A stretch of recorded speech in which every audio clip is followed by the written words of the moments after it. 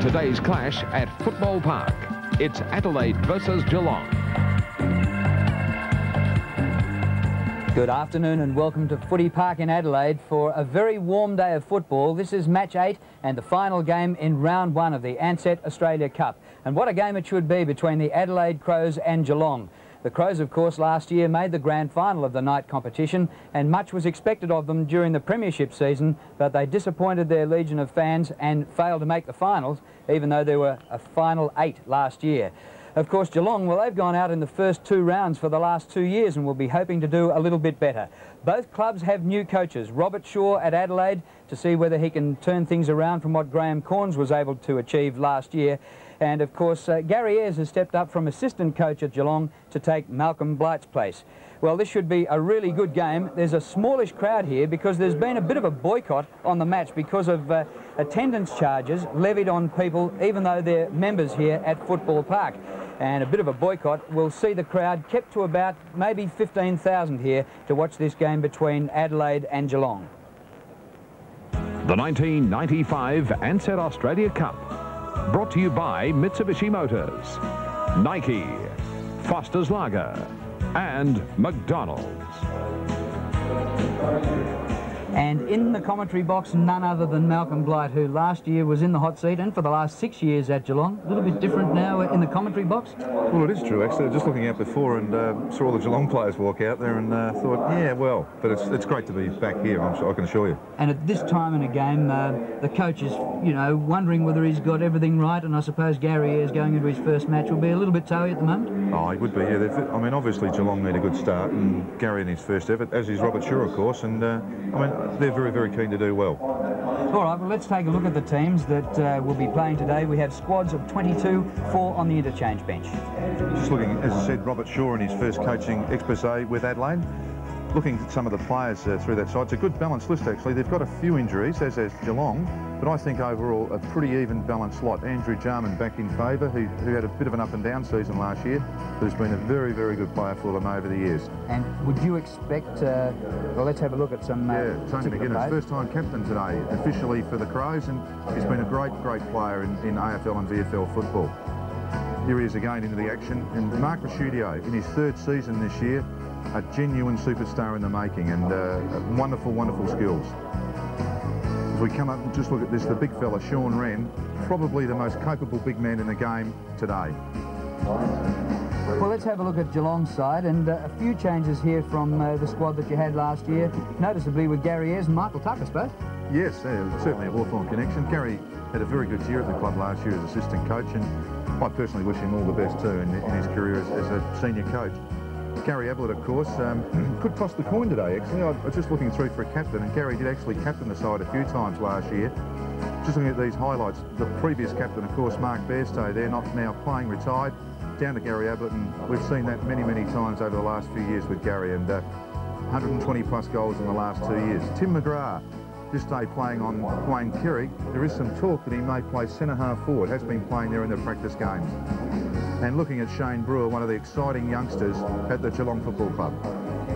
OK, so they're the 2 lineups and some players to be watching out for today. It should be a top game, albeit in hot conditions here at Football Park in Adelaide. Hope wherever you're watching around Australia that you enjoy it, and we'll be back for the opening bounce after a short break.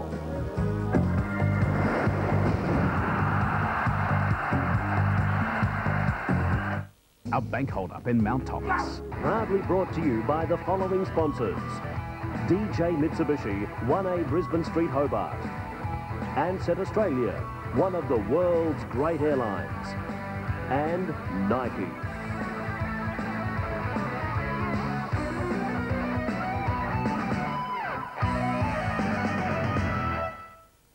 This year, Mitsubishi will sell its 1 millionth vehicle in Australia. So, now you can have your cake and eat it too with our celebration sale bonuses.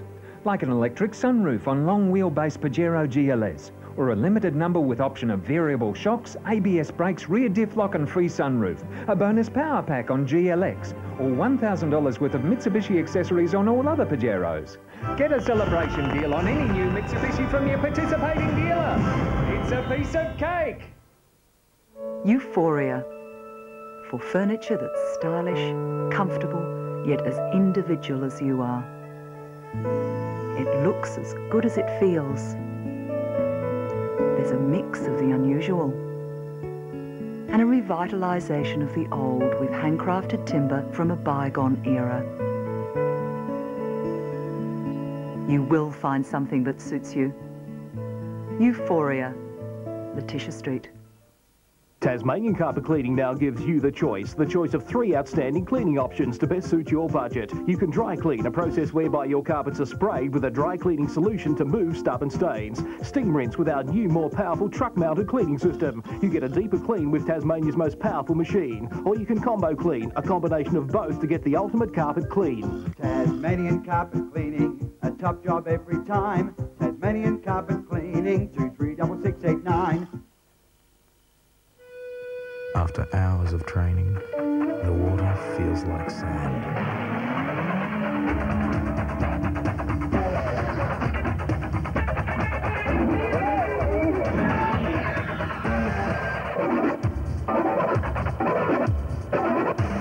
Sure, it hurts.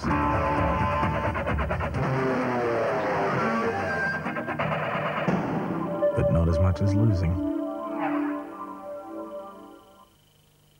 Bantron also comes in tasty chocolate squares. Death by chocolate. Well, Monday, see the world's funniest men in a brand new comedy special. Join Andrew Daddo and Kane for the world's greatest commercials, 8 o'clock Monday.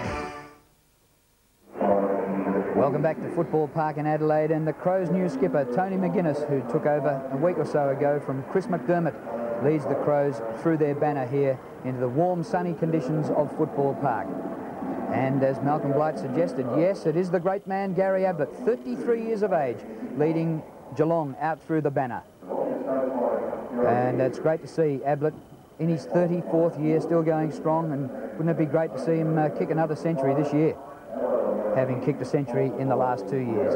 Well, the Ansett Australia Cup has been a great success in '95. The first round matches have been completed in a bit of a hurry. We started last Friday week, so in the space of 9 days, we've completed the 8 matches, or by this afternoon, we will have completed the 8 matches in the first round, and the quarterfinal starts tomorrow night at Waverley. We thought it'd be a good time to take a look through the highlights of some of the games in round 1 of the Ansett Australia Cup this year. A new team, but an old familiar story.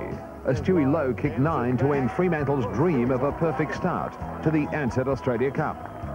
For Lazar Vidovic, a 6-match suspension followed his fiery clash with Brendan Crummell. Drafty Alan Thorpe repaid Carlton's faith with 6 goals against Richmond in match 2, in front of 23,000 at Waverley. The undermanned Blues recovered from a 5-goal deficit. With play like this from James Cook, went on to win by 7 goals. Nichols gets the order to play on. The outstanding player of '94 opened in sensational fashion. Wayne Carey just demolished Brisbane. 28 possessions and 14 marks were the statistics of a champion. And North went on to win by 10 goals. 5 metres out from goal. Bernie Quinlan's debut as a senior coach marked the first appearance of the Hawk, Dougie Hawkins, in the new look Lion gear. Dougie chipped in with a couple of goals, but at the other end a 7-goal haul from Scott Cummings ensured Essendon a big first-round win. Last season, Collingwood beat North Melbourne with a goal 2 seconds from the siren. Against Footscray, the Magpies gave their army of supporters another nail-biting evening. This time, Trent Houghton had the chance. His kick went astray, and the Bulldogs held on to win by a point. Yesterday at the Bruce Stadium in Canberra, Sydney took on Hawthorn. And before a crowd of 11,000, Tony Lockett showed his new colours. He finished the day with 4 goals in a display which would have delighted coach Ron Barassi. Dunstall kicked 7 for the Hawks, but it was Sydney by 13 points. And last night at Waverley, the West Coast Eagles sounded an ominous warning with a 34-point win over Melbourne.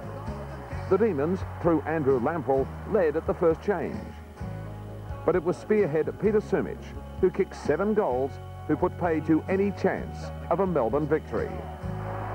So So what a series we've had so far. We've had a 1-point result and quite a few games where the eventual winner came from a losing position to come from behind and win. We've seen a lot of players in different jumpers this year, and there's some stars out there today. So I think we're in for a great afternoon at Football Park. Hope you can stay with us on 7 Sport around Australia. We'll be back for the ball up after a short break.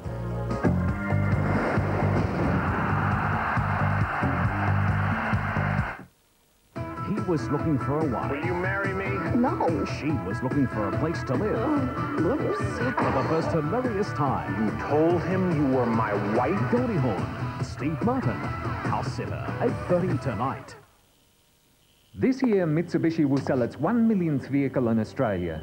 So, we're having a celebration sale with unbeatable factory bonuses, like free factory air conditioning on limited edition 4-cylinder Magna Profile, and great bonuses on Magna V6 sedan and wagon, or celebration bonuses on Lancer Coupe, wagon, hatch and sedan. No matter how you slice it, getting a great celebration deal on any new Mitsubishi from your participating dealer is a piece of cake! Southern Cross Television is giving 2 lucky viewers the opportunity to be at Waverley Park for the grand final of the Ansett Australia Cup on March the 25th. The prize includes accommodation at the Southern Cross Hotel, transfers and members' passes. All you need to do to enter is phone 0055 35350 and register your favourite AFL team. Winners will be announced during the semi-final. Keep watching Southern Cross to see if you will be the winner. For me, it's 7 days a week. They're open at 6 a.m, 15 hours a day. The pool, the spas, the saunas. There's a video screen to watch while you jog. Quite advanced equipment, there's no other like it in Tassie. It's like a family. The instructors here are first rate. You've been telling me that for ages. It's for all ages. All the top teams train here. For only $55 and no joining fee, it's never been easier to do it with the Docksiders. Imagine losing everything. People do every day because of fires that could have been prevented with a fire extinguisher in the home or workshop. Fire Out is a new affordable aerosol product designed to control home fires before they get out of hand. Fire Out is non-toxic and harmless to both you and the environment. After 40 years' experience with the fire service, this is one product I happily endorse because it's efficient and easy to use. If you value your family, home or car, you won't be without it. Talay's Apparel are moving from their Murray Street premises. And get this, all brand name garments are less 50%. Tracksuits, track pants, sweats, t-shirts, shorts, sports bags, it's all to be cleared. Don't miss this one, the Talay's moving sale with all big brand name garments half price. Murray Street store only.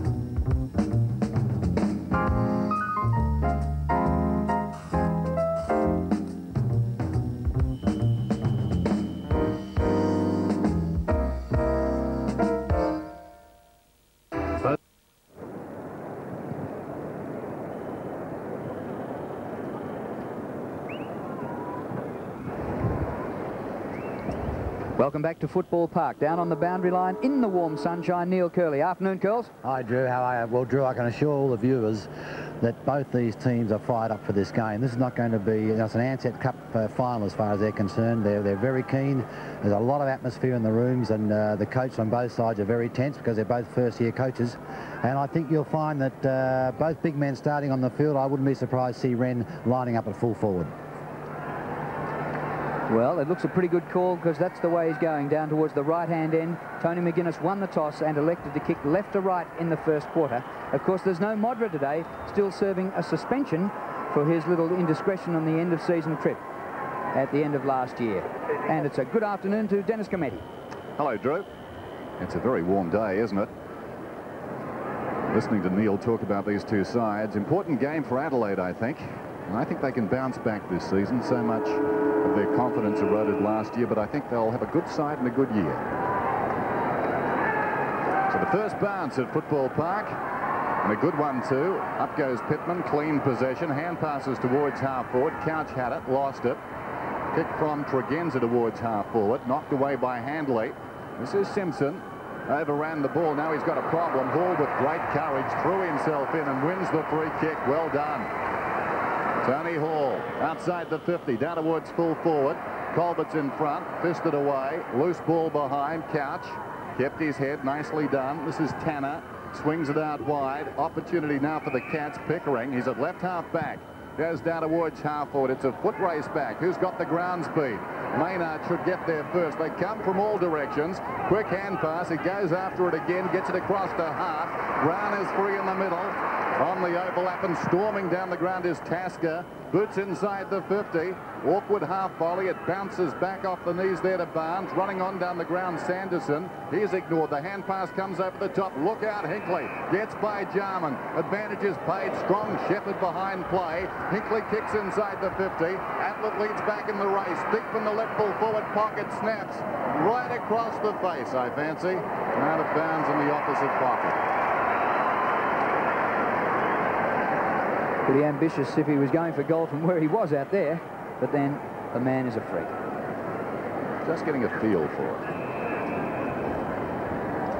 Ben Hart kicks in for the Adelaide Crows towards the outer side. Barnes coming from behind, spoils Pittman, gets into his back and free kick to Pittman.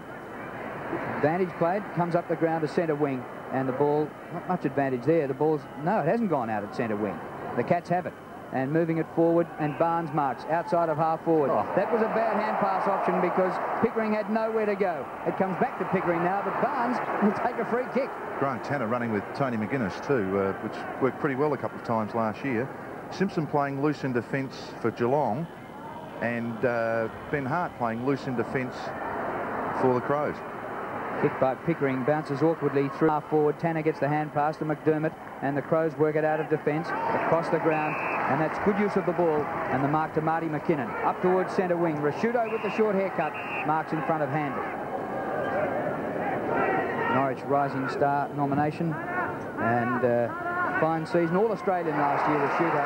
And this is Jason McCartney, the ex-Collingwood player, marking at half forward, playing at centre half forward for the Crows. Goes long, Wren is there, this is dangerous.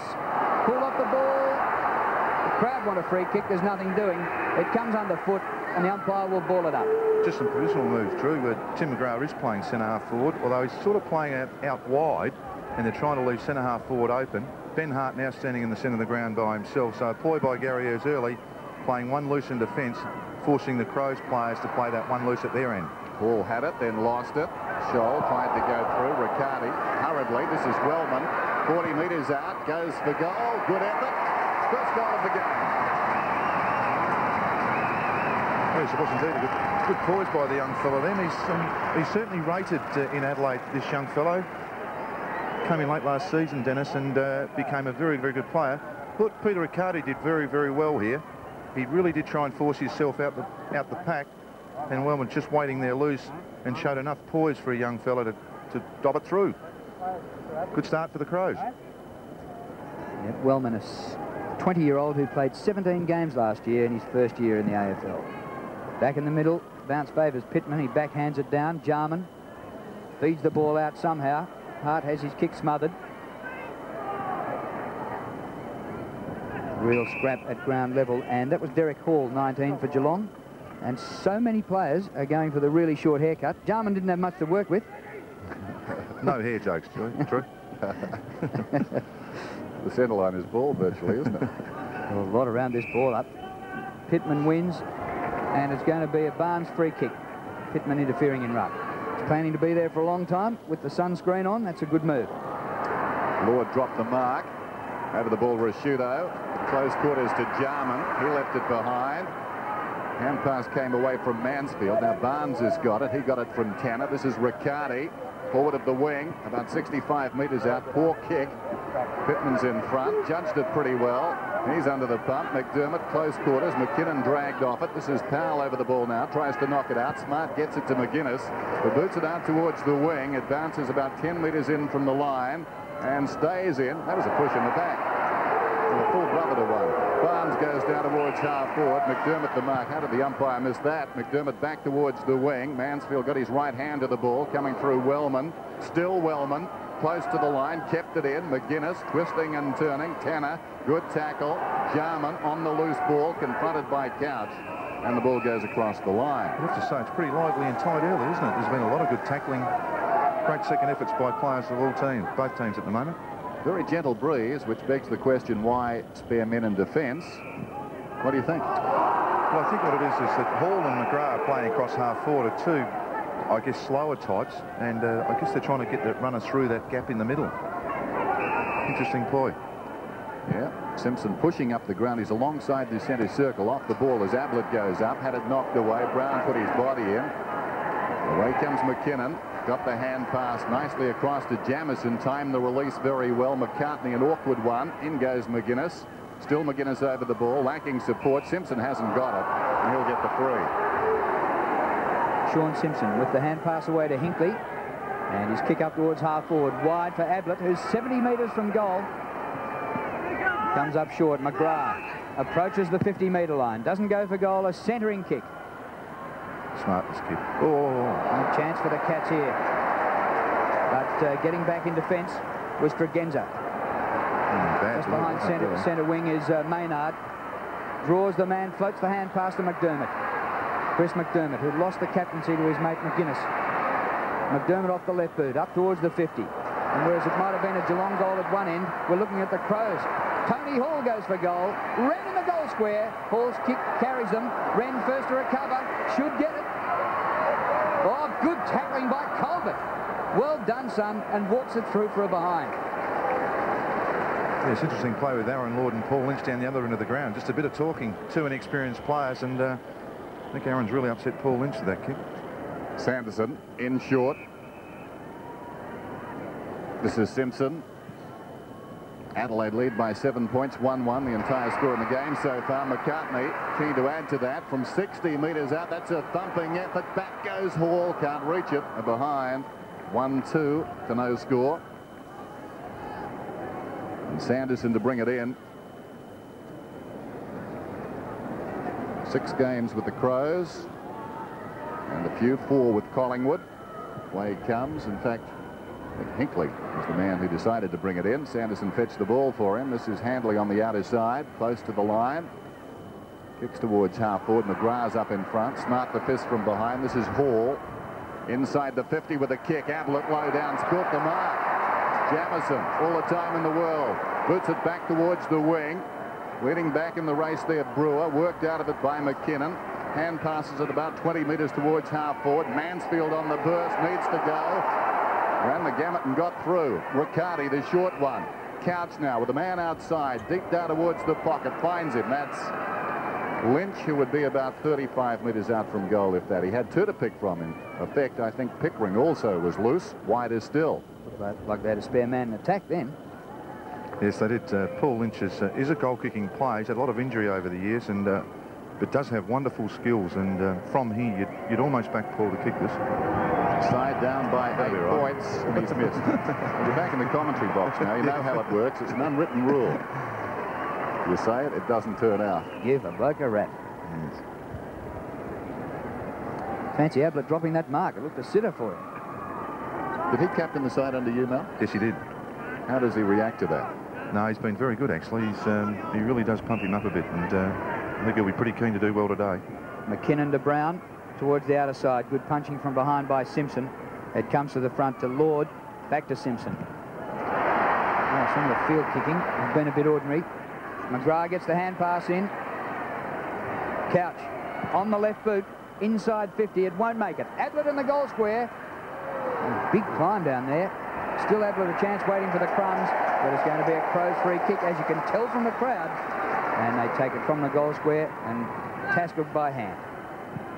Jamison out of the back pocket towards the wing. McKinnon almost a free kick, leads back in the race in any case. Forward of half back, he boots it down towards half forward on the bounce. Mansfield, nicely done. All the time in the world now to kick towards half forward, and back come the Cats. Lynch has got it. Short pass, stabs it in low down. McGrath did well. does present himself when he played centre forward. Has played there a little bit over the last 2 or 3 years, Tim. Probably the only thing that's let him down really has been his kicking for goal. As we look at the daisy cutter pass from Paul Lynch. So McGrath from just outside the 50. Geelong trail by 7 points. Strong kick. Hit the post. Very good effort.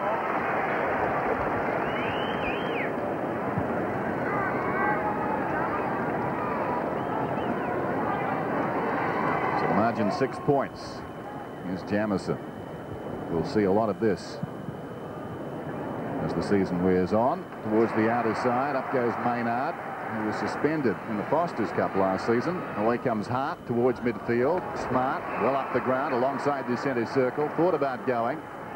Now goes wide of the mark and kicks towards right half forward. Handley leads in the race. McCartney is with him now. The boundary line is looming. Handley, well aware of that, finds it, slapping it across. So just under 11 minutes till quarter time.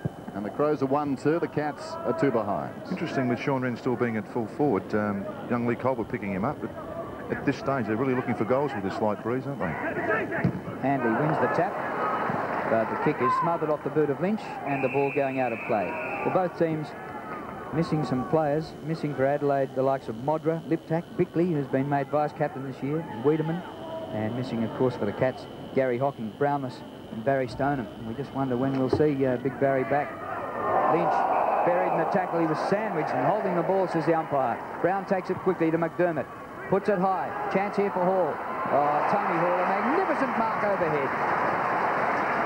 It's a great lesson for a young fellow, Sanderson, playing from behind then. Actually went to swish at the ball, and so therefore the percentage of the ball that you're going to hit's narrower. You really should try and use it like a tomahawk. If you look at this fist, swishing across, you only actually hit a small part of the ball. Hitting down through the ball like a tomahawk is a better way to spoil. He's really got to learn how to do that. Ball just 30 metres out. It's close. He might have missed this. He has, just to the right-hand side. So bad miss for Tony Hall. You'd back him 9 times out of 10 there. So the Crows 1 goal 3 leading the Cats 2 behind. Ken Hinkley in the bright sunshine at Footy Park. Himself again. That rule's made for blokes like Ken Hinkley, isn't it? He'll just run off there all day.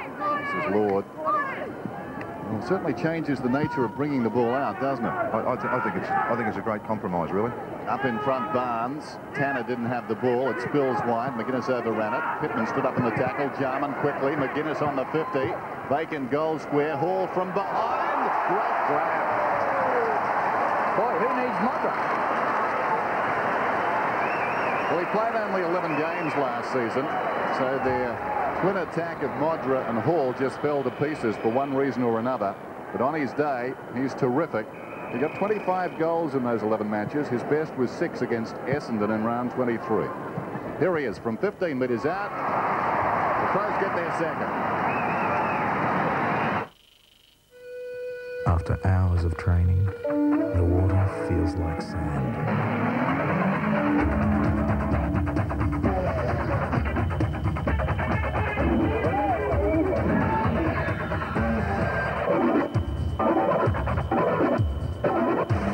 Sure, it hurts.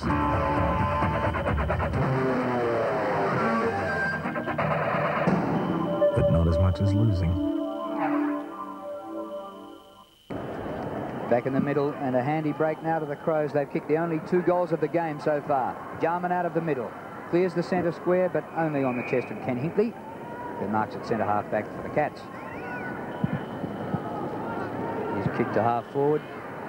And he's well directed. And Liam Pickering takes the mark. He's mixed cricket with football, and he's got real cricket weather here. But he's playing footy out there. Centering kick. Oh, what a pick up by Ablett. Flicks it over his head to McGrath. McGrath plays it out in front of him. Then goes back into the pack. Tanner is there. Ablett crashed through on Pittman. McGrath another chance. Good pick up once again. 45 metres from goal. Concedes some ground. And seeing plenty of it is Lynch. He goes across the ground again. They're no closer. And Pickering is 55 metres out. Fluky sort of a breeze. by himself. Just snuck up then beautifully. This is his loose play they're playing. Yeah, he's done well there, Simpson. The breeze is a bit fluky. Probably the Cats have it, even though McGuinness won the toss and elected to go the other way. Kicked by Simpson, won't make it, and Pittman takes the mark in front of the behind post. Short pass towards half-back. Brown's got it, but the ball, I think, will come back.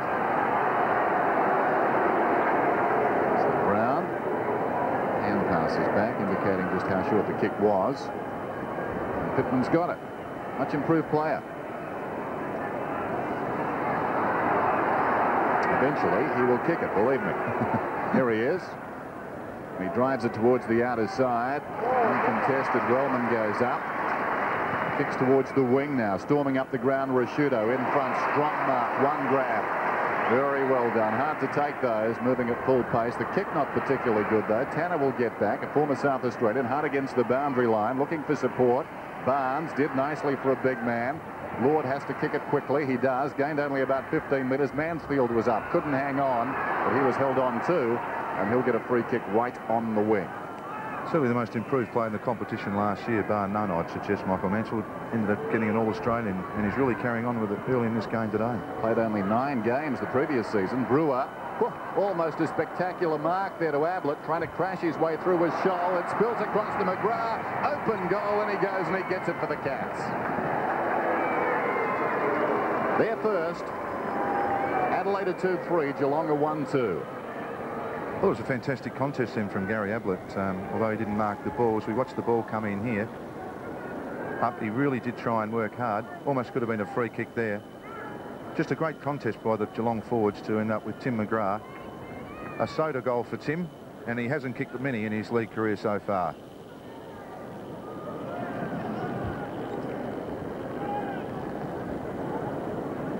Seven-point lead to the Crows. Not a great bounce in the middle. Knocked one by Pittman. Wren hasn't done any rucking at all yet. He's down on the forward line. And the umpire will ball it up just near the centre circle. Any of departures from Geelong's list of last year: Bairstow, Darcy, Scott, Forsman, Steele, Wills, Steve Hocking and O'Reilly. So a lot of gaps to fill. Rashudo, a little kick, not much gain in distance. Down goes Simpson. The umpire said it was a free kick to Simpson. Advantage is paid. Comes up the ground here to Lynch. They double team Ablett, but he might keep it in. That's in the back to Ablett. No, the umpire calls for the throw-in. Could have fooled me. The first one looked legit. The second one looked in the back. So we'll have a throw-in, and it's about 35 metres around from the goal square. Here's Tanner at the back, snapping for goal. Might get it. Oh, it's a poster.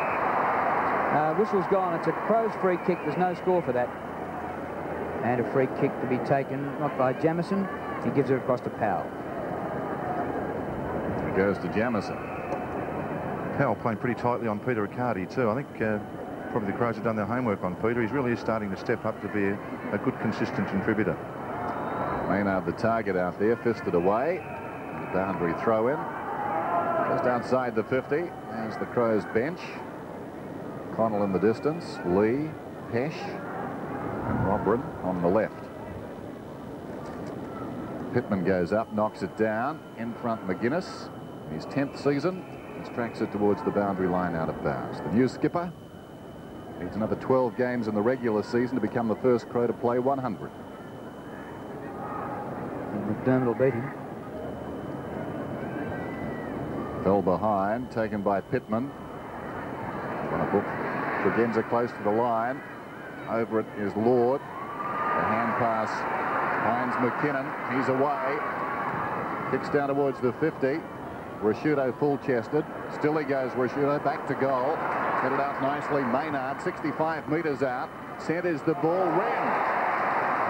Yes, it's going to happen, isn't it? I mean, just occasionally 6 inches more than as he chips it across now to the ex-skipper McDermott. And bang for the third goal. The Crows stretch their lead. Yes, just occasionally that's going to happen, isn't it, with that 6'6" bloke and as agile as Wren is. I mean, Lee Colbert is really going to have some trouble on the odd occasion. I think it's the movement as we watch now. As we watch this come in, he just kept him out of it, and Lee Colbert was out of it. Chris Matthew McDermott. Robin coming on. Yeah, and McDermott going back to his position as a spare man in defence. His real position is actually somewhere behind centre half back, but he kicked the goal. Back in the middle, and Robin has come on for Pittman. Rasciuto hand pass. Barnes slaps it back.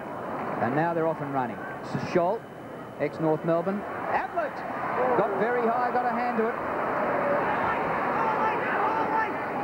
Hall, ex-West Coast Eagle. Left footer coming back a bit. Not quite enough. And is that out on the full? It is. And it'll be a Geelong free kick into play right alongside the behind post. So a pretty tough assignment here for Lynch. He'll be looking to pass backwards, which he does, and there's not much pressure as Lord takes the mark, only 30 metres from goal. Aaron Lord's, he's the wingman playing on Tregenza on the other side of the ground, and he's got a great ability to find space for himself when in control and going forward. Simpson's actually been picked up now, and it's Couch and McDermott playing loose off the back. Kick by Lord is a goal.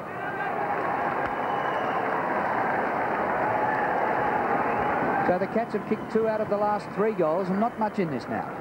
No, it's a good contest, actually, and just looking at those moves, Robert Shaw's obviously decided that Shaun Simpson can't play by himself, and now he's put McDermott back in front of Ablett, who's the P, and Paul Couch is actually coming off the back of the square as being that extra player.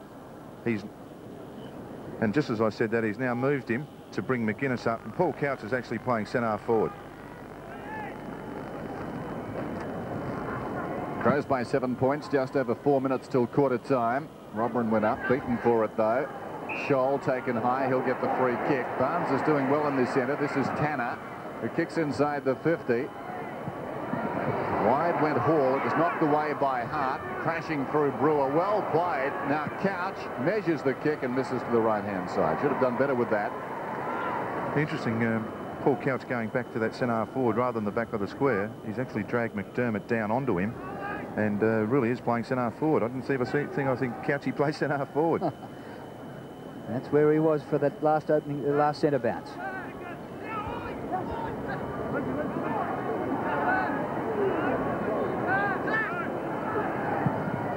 Tasker drives it back towards midfield. Smart was very high, pouncing on the crumbs. McGuinness loves this situation. 4 bounces.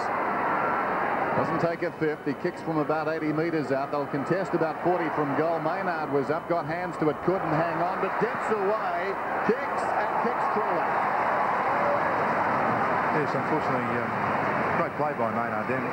One of the problems, of course, was that Shaun Simpson went to ground in the contest, and doing that, and the other player keeps his legs, as we watched this great sweep from McGuinness. Probably trademark, probably one of the great things to watch in football is a flying Tony McGuinness. We watch this kick in, Shaun Simpson coming back, really loses his footing, and there's his man, keeps his feet. The difference between good and sometimes average.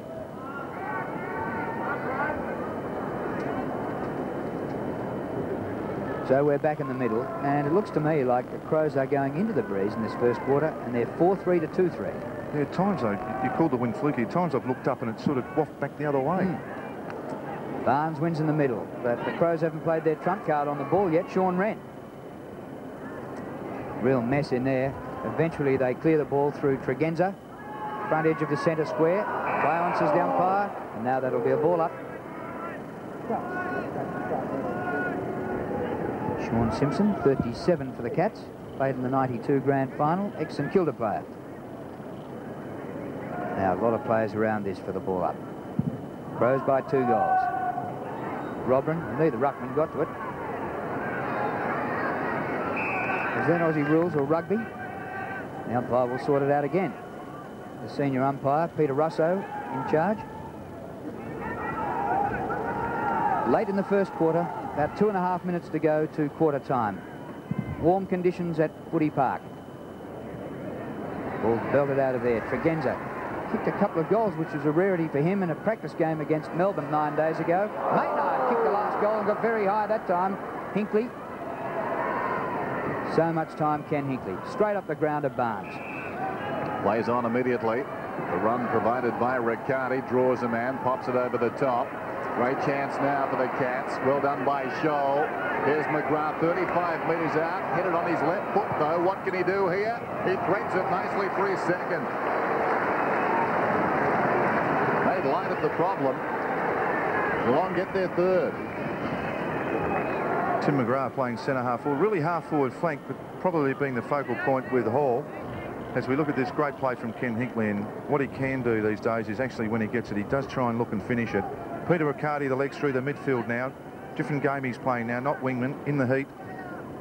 Fair bit of poise there from Shoal. Tim McGrath kept his body, kept his strength through his legs and kicked it off, and he can kick on his left foot. Great goal. So, interesting game so far. The Crows lead it by 6 points. Barnes is dominating, gets it down. The hand pass came from Pickering, intercepted. Rashudo finishes up with the ball from McKinnon, boots it down towards half forward. McCartney controlled it pretty well, goes back to find it, surely in the back. Whoa, held to him, says the umpire. I thought it was a great decision, Dennis. I thought both players were falling, and I thought the tackle was from the side. Good to have you back. So about just inside the 50. We're down to 130. McCartney lost it. This is Wellman running away from his own goal. Crashing in was Pickering on all fours. Somehow managed to get it to Tanner, who boots it towards the middle, setting Barnes a task. He tried to knock it across to support Lord. Well played, though, by Tregenza. Rodbren comes away, running down towards half forward. Long kick, chance for Wren with Colbert. Wren dragged to ground, keeps the ball in play for Hall, but Hall can do nothing except take it over the boundary line. Johnny Barnes is going to be in for a big day. Shane Crothers is on the bench, who's probably the relief ruckman, and but John Barnes is really going to be pinged off if both Pittman and then Robran, then Sean Wren. It's going to be a hard day. Wren wins this boundary throw-in. Down goes Tanner, unceremoniously dumped. The umpire will ball it up. Hasn't he come on, though, John Barnes? He was really a bonus for you, Malcolm, while you were there. Yes, his last 3 years, he's been a very good player. Yeah.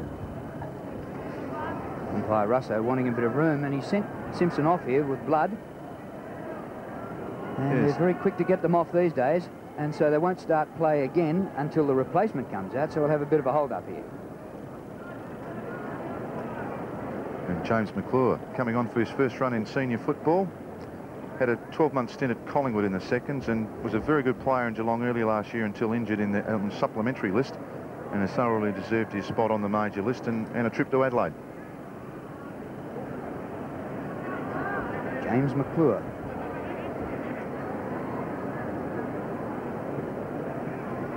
So now we'll have the ball up in the forward pocket. Crows in attack. They lead 4-3 to 3-3. Good bright opening to this game at Football Park. Wren and Handley. Oh, roving by McGuinness. Left foot snap. Hall well placed. Tony Hall. Well, that's sensational play. They won it in the ruck to the rover who was brilliant, McGuinness. And as Malcolm said, there's no finer sight than McGuinness at full tilt. Didn't he read that beautifully? And Hall has marked brilliantly in front of goal. Interesting, that pushback on the body from Sanderson again. It's one of the things he's got to learn. If he's going to be a mean and hungry defender, you've got to come back hard with the body and just upset the forward. Hall for his second goal. Missed it. Once again, it's that running, isn't it? I mean, there's just no balance in it. 95% of kicks at training are done on the run. Very few blokes actually practice goal kicking other than 5 or 6, and they don't go through any system, but it really don't get enough momentum and end up poking at the ball. I really like to see a bit of pace up when you kick for a goal. Tony Hall's kicked 1 goal, 2, and his 2 misses from inside 30 metres. Kick in by Colbert, right on the siren for quarter time. Mansfield takes the mark at half-back. So there we are, quarter time, in this 8th and last match in the first round of the Ansett Australia Cup.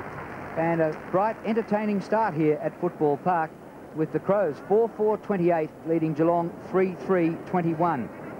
And Tim McGrath, who's kicked only 4 goals in his league career, got 2 in 1 quarter there. He's kicked 2 goals, 1. Lord kicked 1 for the Cats, and singles all to the Crows. Hall, McDermott, Maynard and Wellman. And there's Gary Ayres out there, your replacement. Malcolm, did you have a nice relaxing quarter in the commentary box? It was actually a bit different. It was just good to see the moves of the 2 coaches. You know, both Robert Shaw, we know, will be innovative. That's what he did at Fitzroy. And Gary Ayres, certainly towards the back half of last year, started to get a bit more innovative with the young second side at Geelong. I would think that both coaches would be pretty happy at the moment. Very, very competitive first quarter. some good skills, just occasionally poor kicking skills, but I thought the tackling from both sides was very good. They're both pretty pumped up sides today. Yeah, really having a dip. And there's Jarman. We might get out of here before Jarman disgraces himself. Quarter time, 4-4 to 3-3. Coming soon, 4 quarters. A Friday night footy extravaganza with Sandy Roberts, Wayne Carey, Tim Watson and the team. Only on 7. Monday, Journey 2. The final frontier. For multi-award-winning comedy about parenthood. Little thing called the umbilical cord. Hello, he's 9. He's cordless now. All new Home Improvement, 7:30 Monday on Southern Cross. You want to spill blood on the same patch of grass as the men that came before you.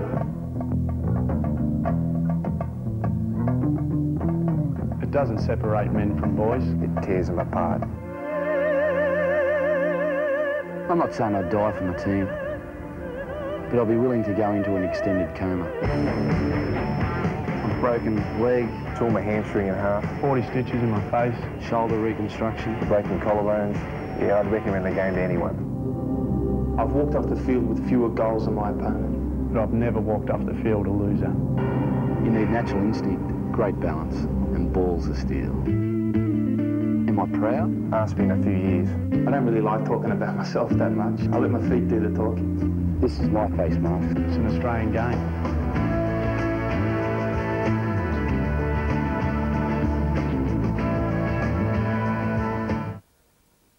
Yeah, just going down the shops. I'll be back in a minute.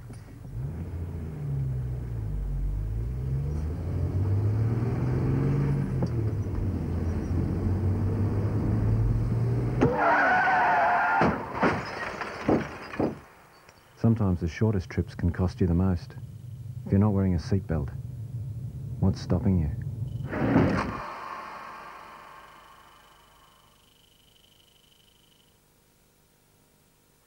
Euphoria, number 1 from Vanity.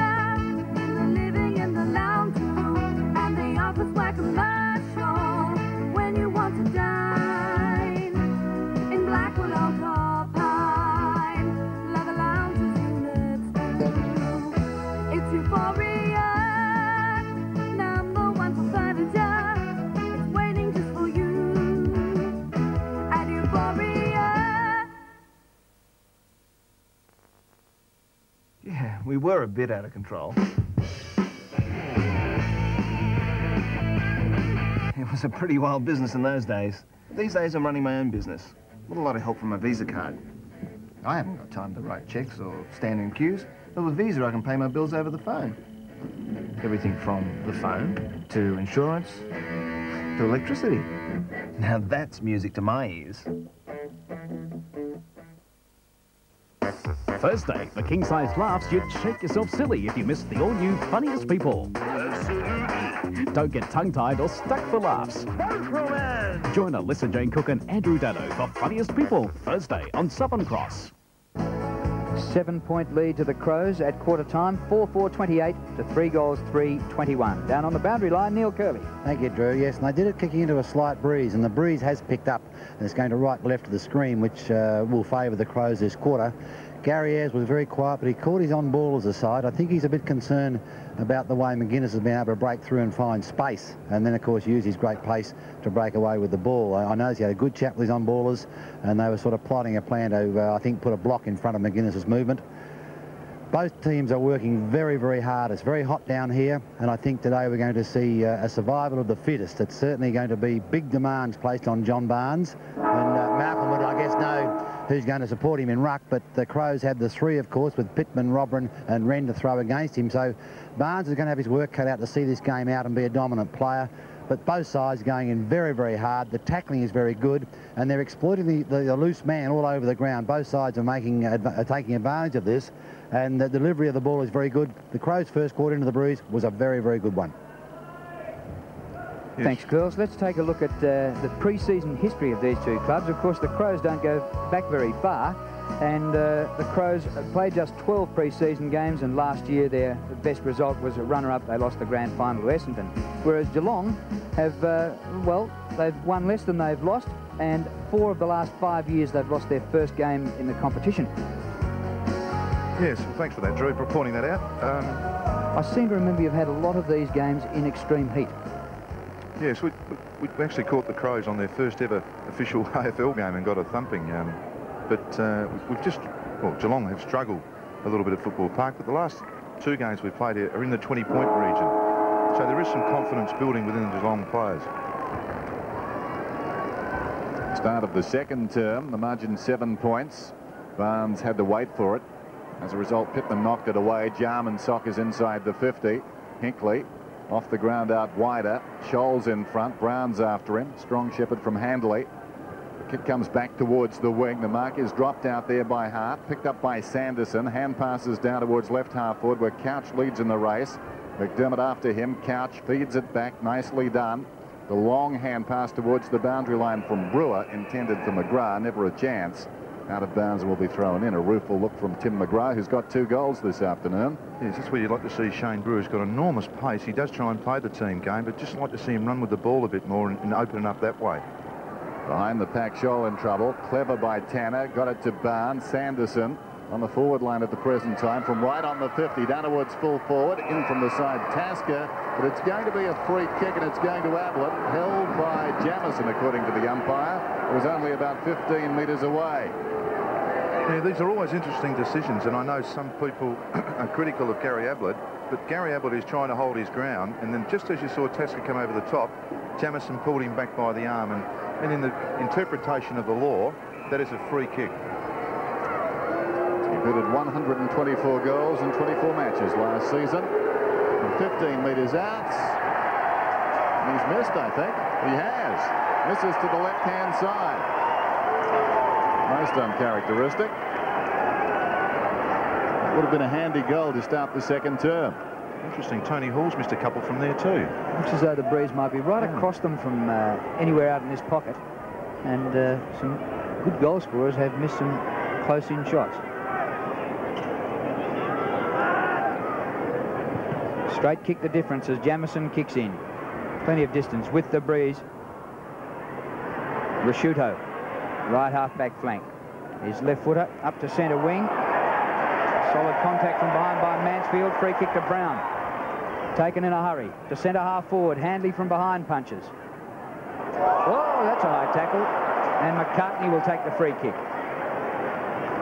Against Pickering. Jason McCartney. What suggests he got him by the jump? Got him by the jumper then. It's actually not a high tackle, is it? Grab him by the jumper. McCartney kicked 4 goals 9 days ago in the trial game against Melbourne over here. And a good display. Can kick it long. And this is a long kick. Shetland home for a goal. About a 60-metre goal. Yes, Jason McCartney picked up early in the 1990 draft by Collingwood, and the Crows have had trouble at centre-half forward as we look at this again. And in fact, I mean, it did look like a high tackle, but he's an interesting player. You would think that Collingwood, with their weaknesses at centre-half forward, just may have found something didn't like about him. Now he's ended up at the Crows.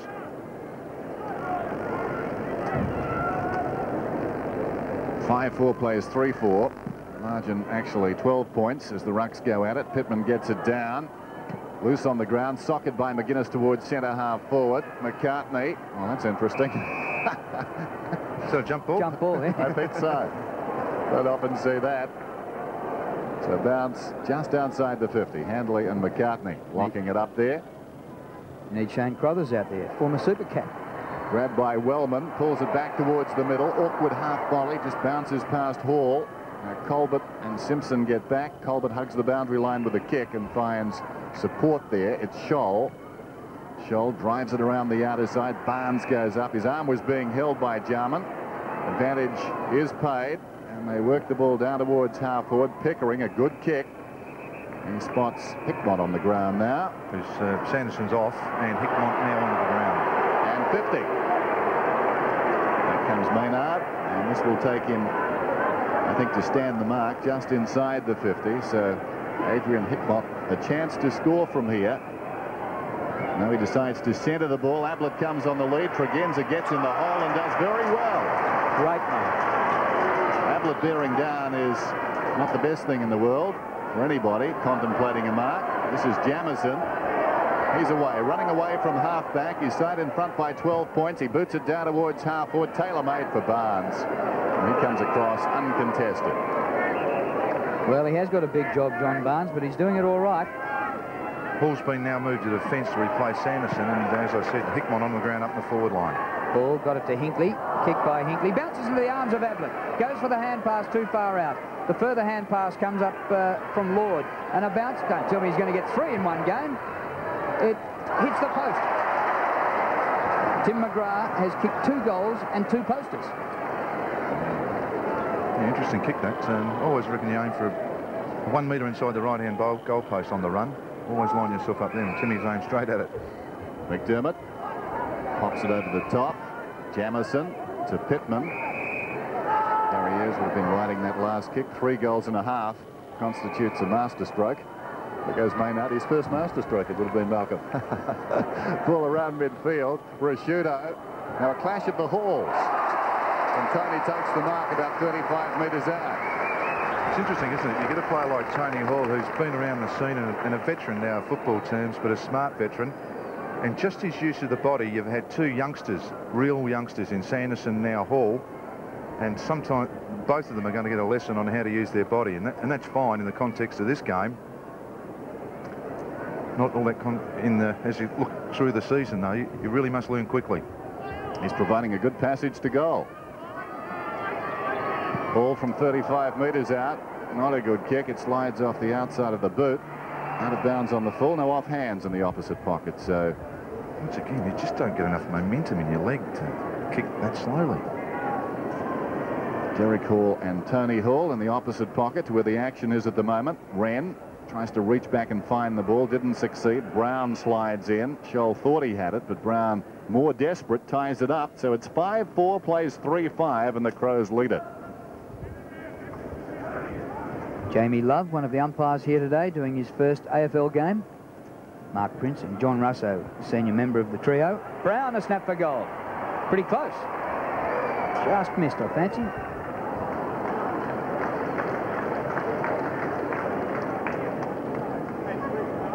Two straight kicks the margin, 5-5 to 3-5. Early stages of the second quarter. Hinkley kicks in towards the outer side of the ground. Here's Barnes, works his way to the front beautifully on Pittman and takes the mark. Just showed his agility then, John Barnes. It was just terrific the way he manoeuvred himself in front. Brewer over the centre circle. Couch hasn't had a lot of it. It's a high ball, hoisted up very high. Lord. Tanner to Couch. A kick by Couch to Ablett. Awkward one and he couldn't take it. Socket away by Jamison. Ben Hart leads the race. Well shepherded and Hart goes down the outer wing. Tries to centre the ball to Hall. Handley back there with Hall. And now Hinkley. Floats one across to Handley. And the kick by Handley, close to out of bounds. Couch marked it with a centimetre to spare. The crowd thought it was out. He's operating in the confined space out there. He decides to run on close to the boundary line. Shocking kick, though. McGuinness picks it up, feeds the hand pass to Rashudo. Haven't seen a lot of him. He kicks inside the 50. The 2 hauls again. Derek did well that time. Got a hand back to deflect the ball. This is Colbert running away across his own full back line. To the members' side, kicks for the wing. Pickering will need to go. Couldn't complete the mark. Tregenza gets it away. McGuinness, he covered some ground. He kicks it to half forward. Wellman marks 55 metres from goal. Got the first goal of the afternoon. Told to play on now. He kicks it down towards the kick-off line. Barnes goes back and does very well. But it's going to be a Geelong free kick to Derek Hall down there.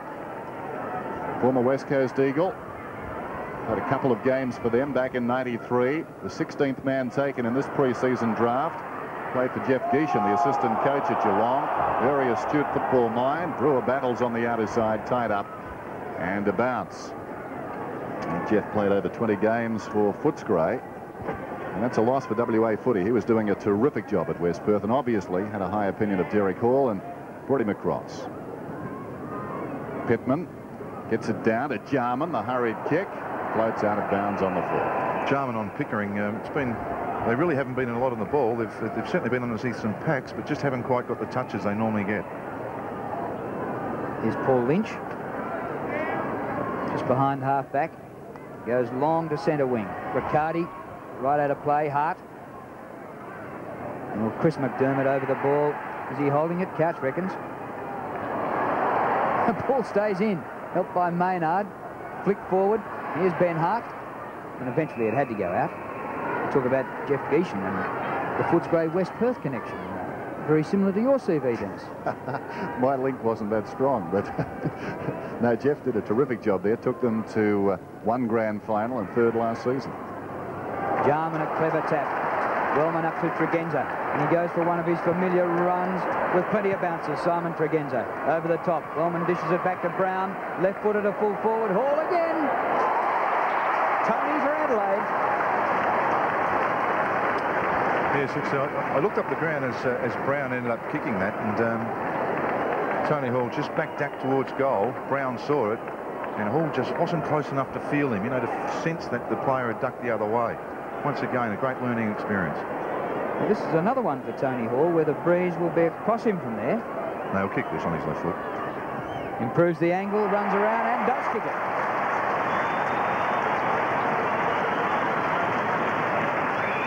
Yeah, great skills, Tony Hall. Mystifyingly, has missed a couple of sitters, but a couple of very important goals then to the start of this second quarter for Tony Hall. Great mark and a great left foot kick.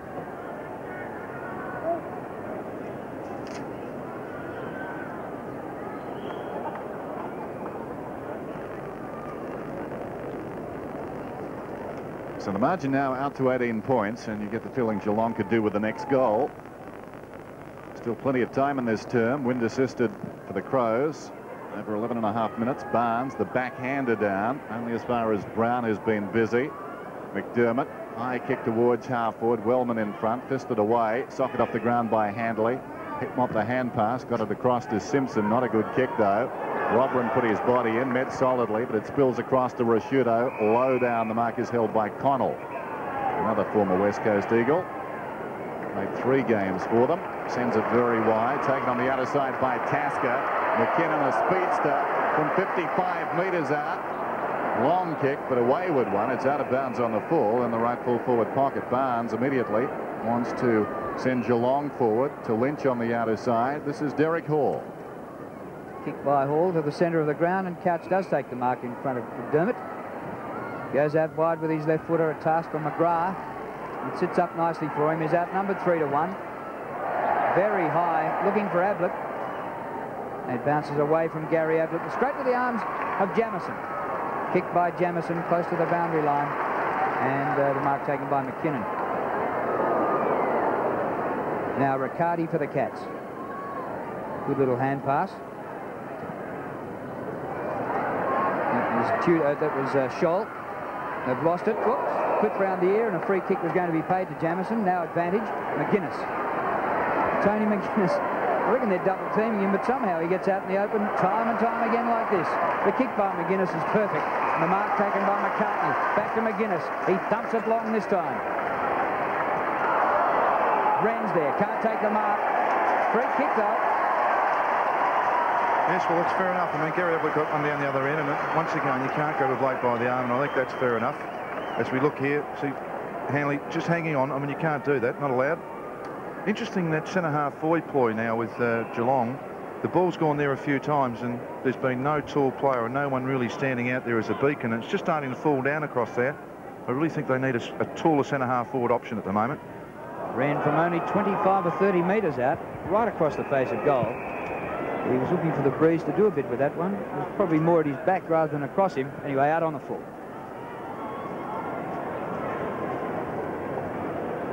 Colbert jams it forward. This is Riccardi, still deep in the pocket. Now changes play to Barnes. What's on down the ground? Not a lot. Colbert has run up the ground. It needs to bounce for him. It does. Colbert's in trouble. Slung by Robran. Barnes and Colbert working a little 1-2, and now they include Mansfield, who goes over the top to Couch, bearing down Jarman. He's a strong tackler, Jarman. Very good. He went the left side very well. He knew where Couch was going before Couch made the decision. The kick from Smart in short. Wellman forward of the wing. Hall offers a lead, but it falls well short. Sanderson goes back and claims the mark. Now he squares the ball. Lynch close to the boundary line. It runs on, but he keeps it in. And Geelong now just lacking a little conviction when they bring it out. And this kick finds Rashuto. So they're fiddling around across half-back, but nothing much developing for them. McKinnon on the end of this one. Now he can run at them from 55 metres out. That's a thumping kick. The two Halls again. And Tony takes the mark. Well, you can't stop that. In fact, it was Colbert, I think, who got back the body in that time. But that's a terrific effort. What actually happens here, see, as the last push comes, Lee Colbert just stops, quits on him. He doesn't keep forcing it. Very hard for one hand, as I understand. That's a great mark, but you must keep forcing your body back onto the player. Try and put him off somehow. He really did quit on it in the end. Hall moves around, kicking at his third. I think he's got it. He has.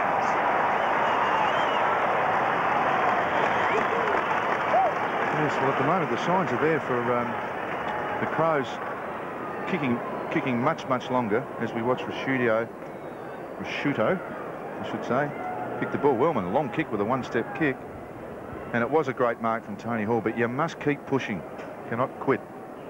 Danger signs there for Geelong at the moment. Really got to get something going through half forward.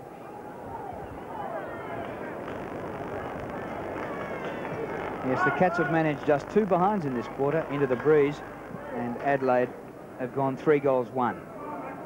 Robrin gets it down in the middle, and the Crows go forward up towards the 50. McGuinness behind Tanner this time. Tanner's hand pass to Hall. Floats it over the top. Lynch. And Sanderson. Chest mark taken by McDermott, the veteran. Finds the youngster. And that is a perfect kick. Here's Jamison coming from fullback, running off Ablett, and he got the perfect kick from Hart. Kick by Jamison from centre wing. Hall again, another mark. Well, he's marked them, backing into them, falling backwards one-handed, and streaming up the ground, marking in front of his face. Didn't we see some precision kicking there, though? Yes. Lee Colbert now on Hall, of course, and Hanley back onto Wren. Wren works to the front, but Handley punches to the front. Sanderson just gets the hand pass away. Lynch. Kick by Lynch. There's nobody there for Geelong. Connell takes the mark. In between wing and half forward. It's been the Crows' quarter. Kick by Connell. Wren. Not quite this time. Rashuto front of the pack. Not great off the left boot. Colbert left his man Hall and backed himself and won. But his clearing kick not too good. Wellman.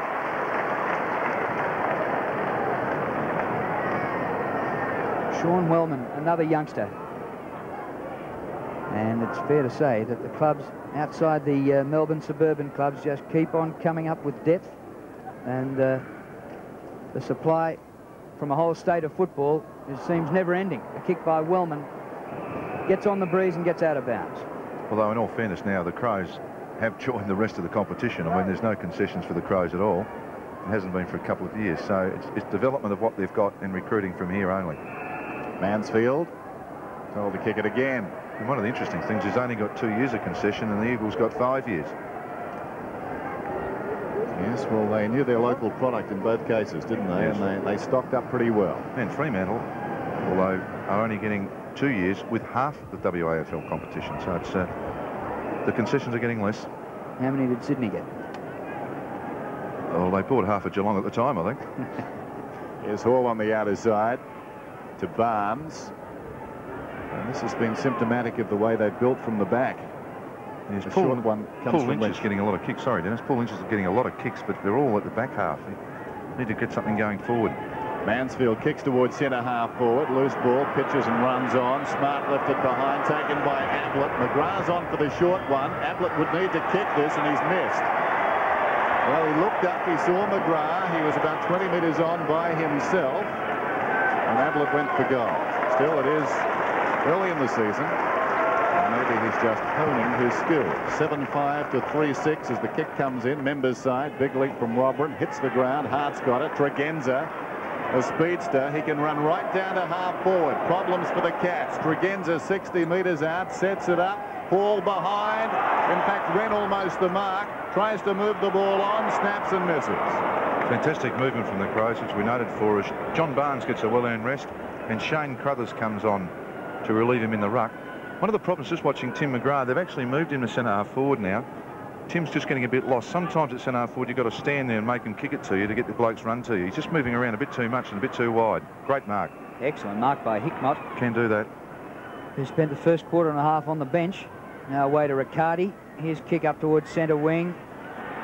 Scholl goes to ground. The ball goes out of play. And we'll have a boundary throw in. Two players there, Brewer and Riccardi. Reasonably quiet for the Cats today.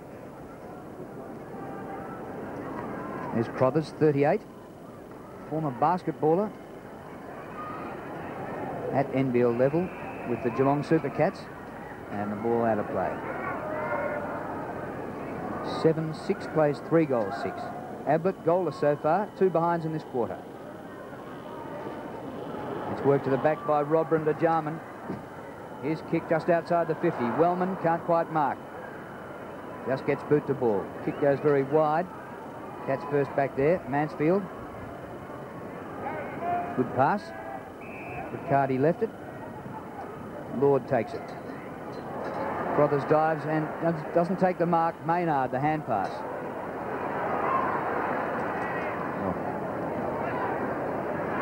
McCartney, Tregenza. Here they go. Robran has it. Draws a man. McKinnon. There's a long kick of the ball and McKinnon's got it.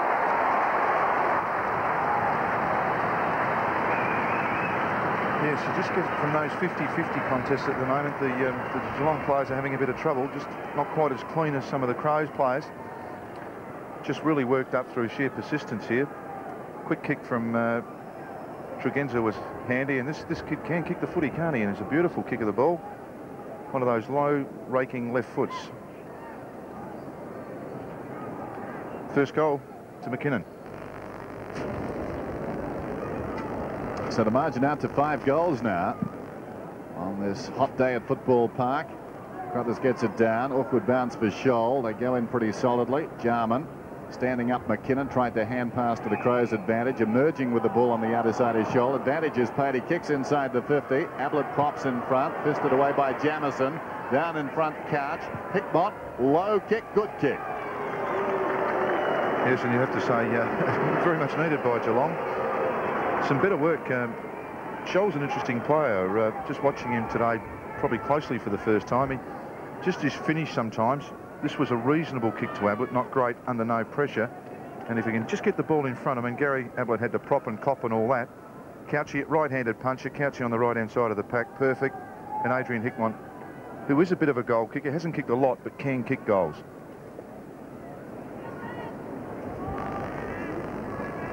So we're back in the middle.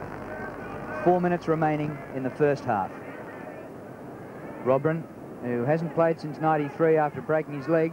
This one comes down to McGuinness. Very high ball. Wellman, nearly 60 metres out from goal. He's got Hall, who's been leaping a mile, and Wren, who's a mile high. Well done. That ball was just cut off by Mansfield before it got to Hall. Snapped by Pesh offline, through for a behind. I think the player with Sanderson coming back on is Ken Hinkley's gone off. Wellman is very, very lively in that forward line. I don't know anything wrong with Ken Hinkley, but certainly Sanderson back on the ground again. 3.5 minutes to half-time. Here's Derek Hall kicking in. Finds Scholl. Tony Hall comes in hard on Scholl. Tony Hall has got 3 goals.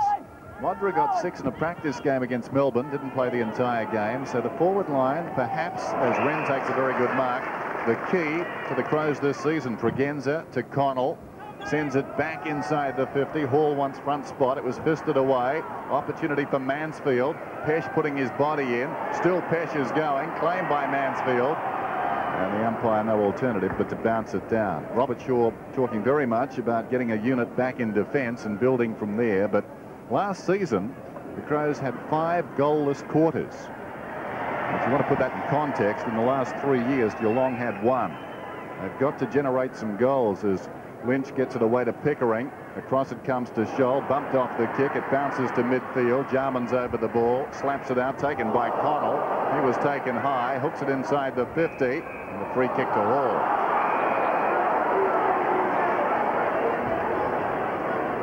This is Derek Hall, formerly of the West Coast Eagles. His kick up the centre wing. Well, there's really no Geelong player in that hole there. They've got to get the crumbs at ground level, and they can't, so the umpire will ball it up. Right on the Ansett logo. Umpire wipes his brow. Very warm day in Adelaide. Robin easily palms it down to Jarman. Now it's Connell. Long ball to full forward. Wren. Off hands to Pesh. He bounces off. Finds support. Here's McKinnon again. But he missed this time.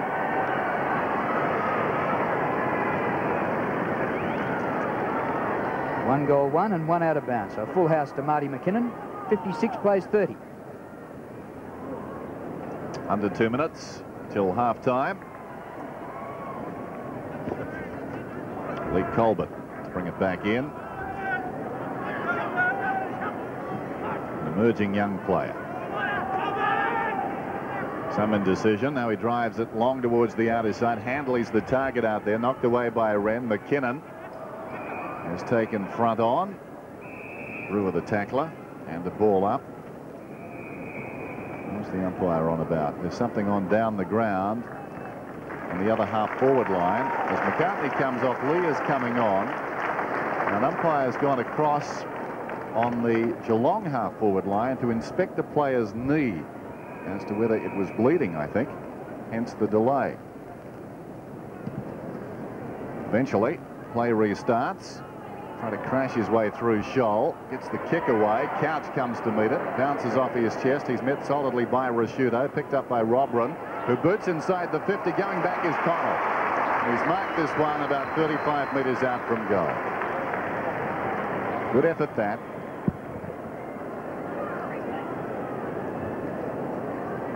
The lead at the present time is 26 points. And Matt Connell couldn't win a regular spot with the West Coast Eagles, but as a midfield runner, that's understandable. Maybe he'll get his chance here with the Adelaide Crows. The Eagles just so laden with players of that ilk.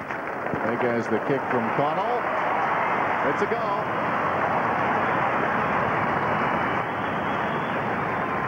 Yes, interesting player, Matthew Connell. First real run now for the Crows as we watch this in replay. Scholl again gets that quick kick forward. Couch and Tregenza have a bit of what to do in the middle. And that quick kick again from Robin. Good on ground level, and just found some space for himself. And a difficult chess mark running back, because you never quite know sometimes, Dennis. That's right. Gutsy effort. Well, the Crows have more than doubled the Cats' score now. They lead by 32 points. With a scrap in the middle, well done by Robran, but he loses control to Pickering. Round the corner, Riccardi. Just forward of the centre circle, Peter Riccardi. Pokes one over the top to Brewer, 55 metres out. Gets running support on the outside by McClure. He's punched away from Ablett to the front of the pack. And a further little soccer has set things up now for the Adelaide Crows. Tregenza to Lee, who's just come on the ground. Close to half-time. The kick to the 50. Wellman, no mark. Comes to Derek Hall. Slides across to Sanderson. Here's Simpson for Geelong. And that probably would be the last. We won't get any more scoring for the half. Across the ground. Pickering's hand pass is good. Tanner through the middle. And time's run out just as the Cats saw Couch mark just after the siren right in front, 40 metres out. But it was a quarter absolutely dominated by the Crows. And they lead 9-8-62 to 4 goals, 6-30. And Tony Hall in that quarter was brilliant. Marked everything and kicked a couple of goals and has 3 goals, 2 to the long break. Leading goal scorer for Geelong is Tim McGrath, who has 2 goals, 2. But what do you think about that, Malcolm? When the Crows got a bit of breeze, they really used the ball beautifully, didn't they? Yes, they did, actually. And without harping on it, I just think across half forward there, the structure of the side into the breeze just didn't look right for Geelong. And I think Tim McGrath not having played a lot of there in the last few years, has just struggled into the breeze, and the ball was either dropping short or going over his head. I'm a great believer in sometimes he just kicked the ball on top of his head, but I'm sure Gary Ayres will talk to him at half-time and he'll learn from it. So at half-time at Football Park, Adelaide 9-8-62, Geelong 4-6-30.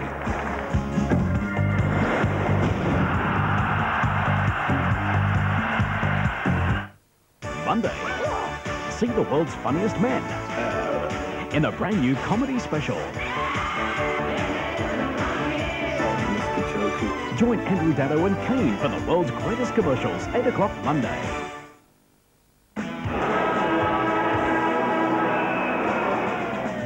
The 1995 Ansett Cup, proudly brought to you by the following sponsors. DJ Mitsubishi, 1A Brisbane Street, Hobart. Ansett Australia, one of the world's great airlines. And Nike.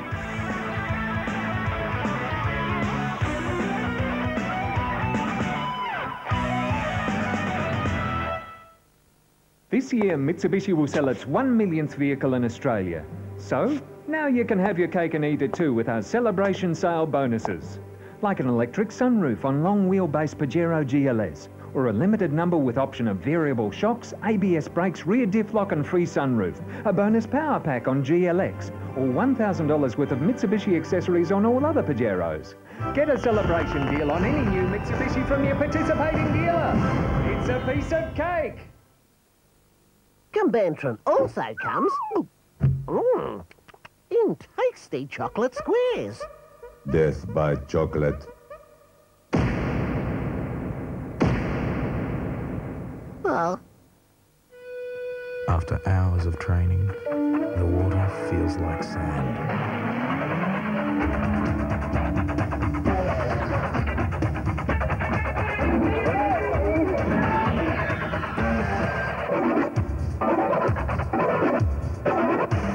Sure, it hurts.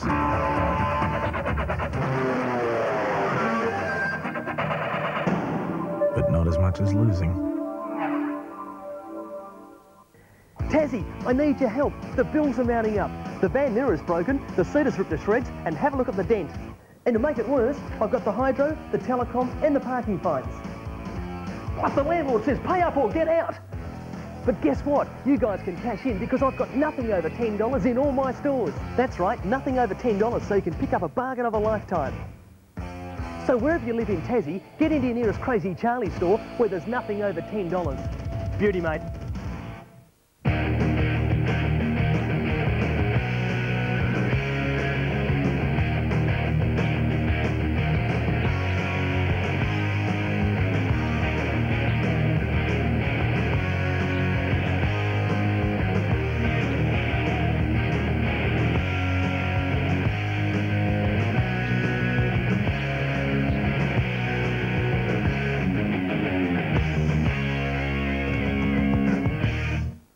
Mysterious gifts. His secret admirer. Lead Lois on a wild goose chase. And nobody gets paid enough to be able to afford a rock like that. Is it the high school nerd? Glad to see that you found yourself a good man. Is it Clark, even Superman, or someone more sinister? What do you want? You thought Lex Luthor was bad. Just not a very nice person. And you ain't seen nothing yet. Gas plasma beam that vaporizes whatever it hits. Let your imagination run wild with Lois and Clark, 7:30 Saturday.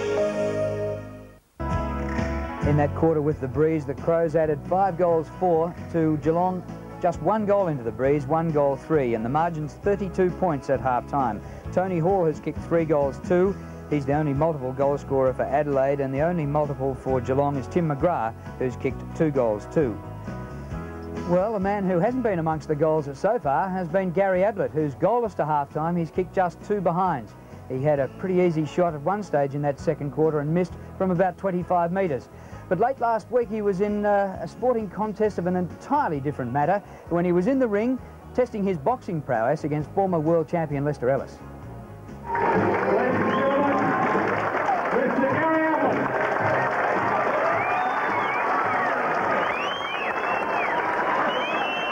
Asking Geelong's favourite son to step in the ring with him seemed like a good idea to Lester. After all, what better way to build hype for a world title fight in Geelong? But what Ellis didn't count on was Ablett's ability with the gloves and his competitive spirit.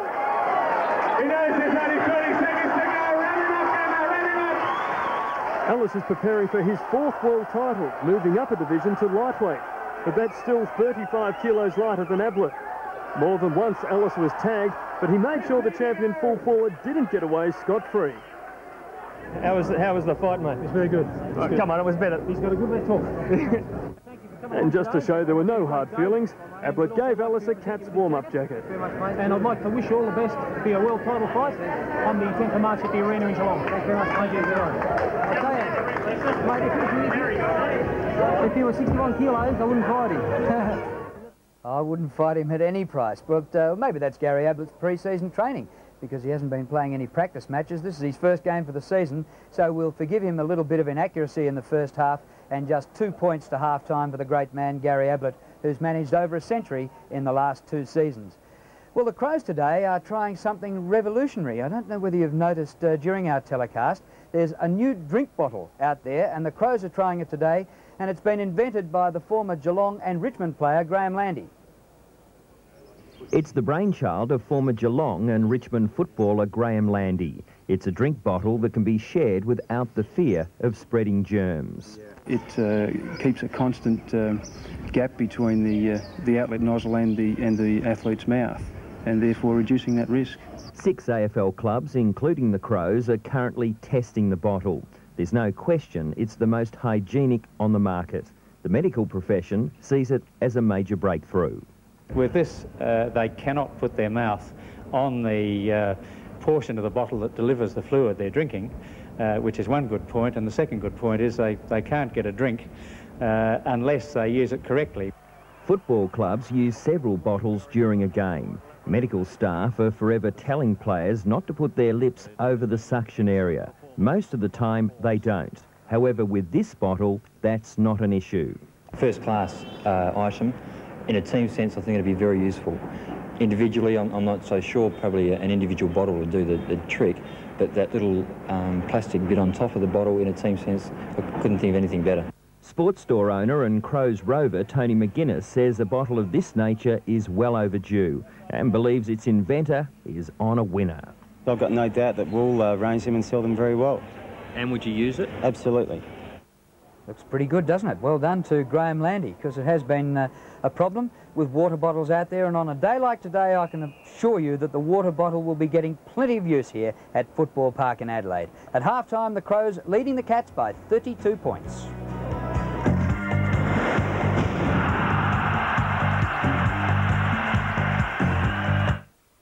Donut munching, beer guzzling, I love working with you. red-headed temptress. Hello! Michelle Pfeiffer is Homer's new love interest in an all-new Simpsons 7:30 Wednesday. Hi, I'm Tim Shaw from Demtel. Tell me, have you got a kitchen drawer full of dull knives that need sharpening? I know I have. Well, let me introduce you to Demtel's King's Collection of Knives, a set of stainless steel knives that'll stay sharp forever.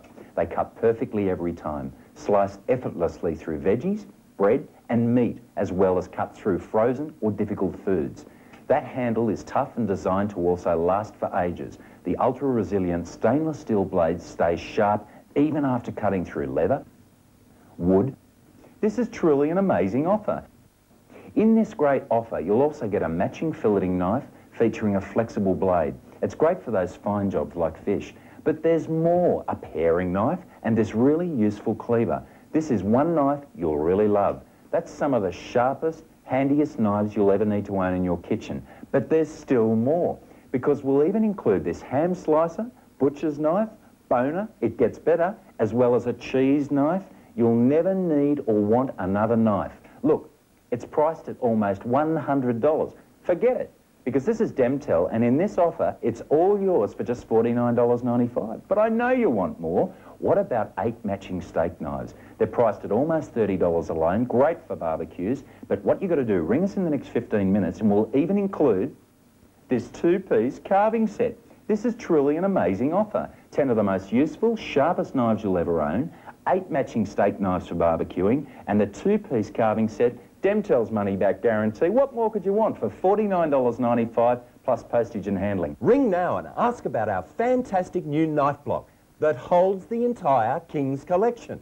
Pick up the phone now for the King's collection today. Ring now for Demtel's $3.95 total delivery charge. Yes, $3.95 on any quantity. Ring now, even if you don't have a credit card. Imagine losing everything. People do every day because of fires that could have been prevented with a fire extinguisher in the home or workshop. Fire Out is a new affordable aerosol product designed to control home fires before they get out of hand. Fire Out is non-toxic and harmless to both you and the environment. After 40 years' experience with the fire service, this is one product I happily endorse because it's efficient and easy to use. If you value your family, home or car, you won't be without it. New Pura Skim is fat and cholesterol free. But unlike other skim milk, you'll want every drop. New Pura Skim from Tasmade. It doesn't skimp on taste. And welcome back to Footy Park. The half-time score, Crows 9-8-62 to Geelong, 4 goals, 6-30. Malcolm, would it be fair to say when you were at Geelong, the attack probably wasn't a problem, but you had to keep down scores for the opposition? And is that problem carry over to Gary Ayres' time? I think that's probably a fair comment. I mean, we did kick some big scores and probably did struggle at times to keep the opposition down. But, you know, I just think in that quarter there, the Crows out of the centre were much, much better, and they're on ballers. McGuinness broke free again a few times, although I thought Tanner's done a fair job on him. I think Tony Hall's, you know, when a player starts marking like Tony Hall has up forward, the rest of the side, you just seem to lift the leg and you think, gee, if we get the ball down to him, well, he's going to be a great player for us. As we watch this is a goal early in the first quarter. This is Wellman. Great evasion skills there, and he certainly looks like a likely type of player early in that first quarter and really got the Crows going early. Ken Hinkley is off the ground late in that second quarter. Pretty good play here from the Geelong side. Peter Riccardi moved onto the half-forward line in that quarter, so just dropped out through that midfield area. Some excellent handball. Tim McGrath, great shrug off here. Just struggled in that second quarter, but that was a sensational goal. Terrific play. This is McGuinness at his very, very best. Look at that, at 100 miles an hour. Great take, great weighted kick. Hall kept his body, unfortunately, misses his goal from 3.5 steps. It really is an awkward way to try and kick for goal. Here's a quick kick once again. This is where the Crows are probably just getting the ball away from more of those 50-50s in Geelong at the moment. Tregenza, as we know, a real speedster, up the ground. Another great mark from Tony Hall, free kick or mark. And this is the one where he does have this great skill, both sides of his body, and confident to do it. A fantastic goal, and really has probably been the difference. 3 or 4 goals up there. Looking at the stats, well, actually that's a bit surprising, but Geelong in the second half of that second quarter used the ball out the back a bit with a lot of chip passing and kicking, rather than perhaps going long sometimes, more direct to centre-half forward.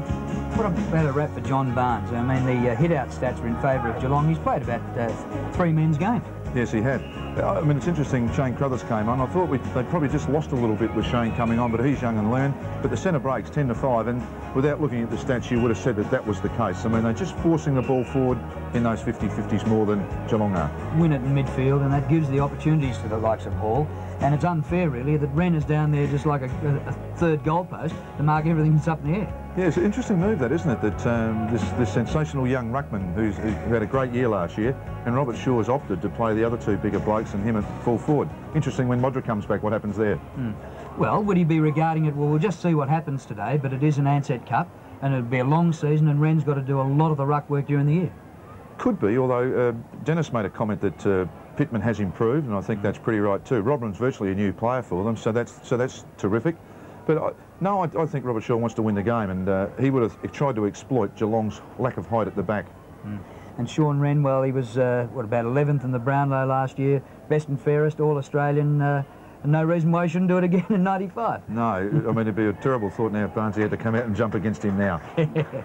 OK, thank you, Malcolm. 32 points is the lead for the Crows at half-time. We'll be back shortly. Coming soon, 4 quarters. A Friday night footy extravaganza with Sandy Roberts, Wayne Carey, Tim Watson and the team. Only on 7. Everything you ever wanted to know about cruising. I'm glad I bought my tiara. The non-stop thrills of Buenos Aires and an Aussie top spot. Best fish and chips in Australia. Don't dream about it, do it with the Great Outdoors. Tuesday on Southern Cross. You want to spill blood on the same patch of grass as the men that came before you.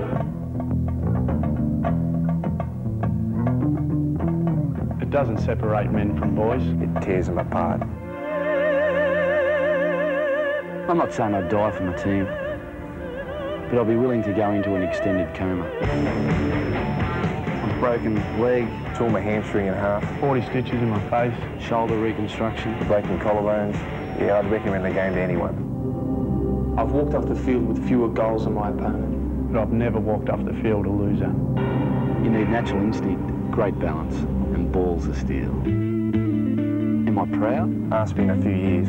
I don't really like talking about myself that much. I let my feet do the talking. This is my face mask. It's an Australian game.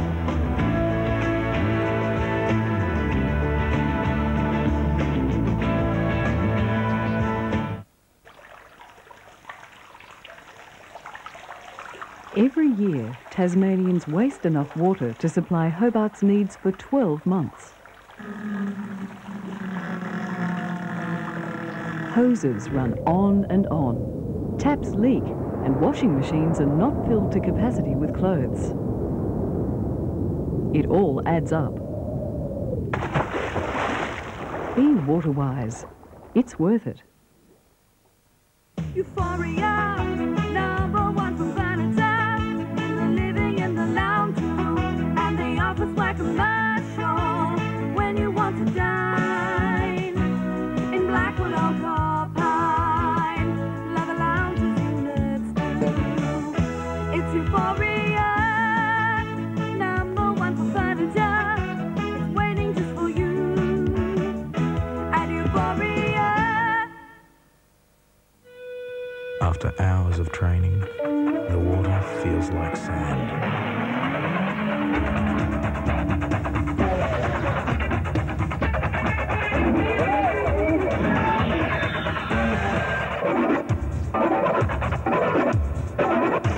Sure, it hurts.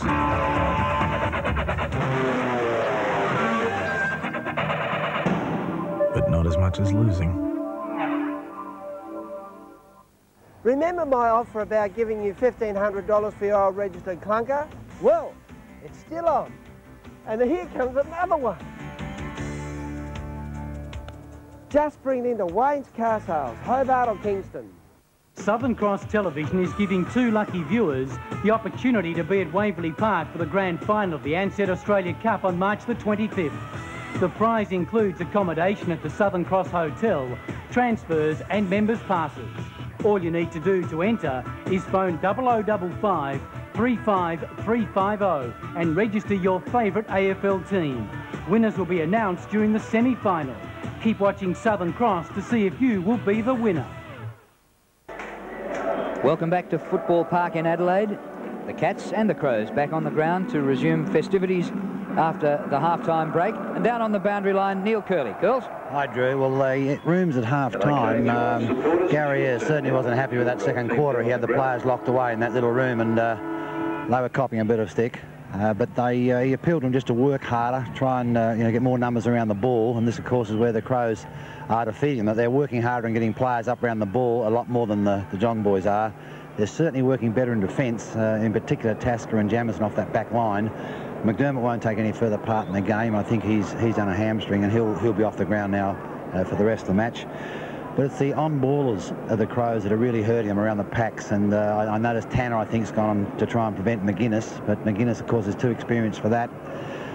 Geelong players have got a lift, but in the room, the feeling's not good. They think that they're a beaten side today, and it's going to need a lot of players to find a little bit more.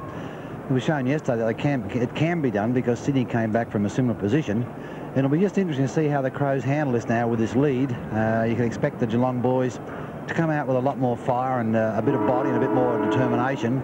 Now it's up to the Crows. They've been in this position before and they have lost the footy match. So you'll just see how Robert Shaw's going to tackle this third quarter and just see if the Crows can absorb what Geelong are going to throw at them and then come back with their own effort to take them further afield.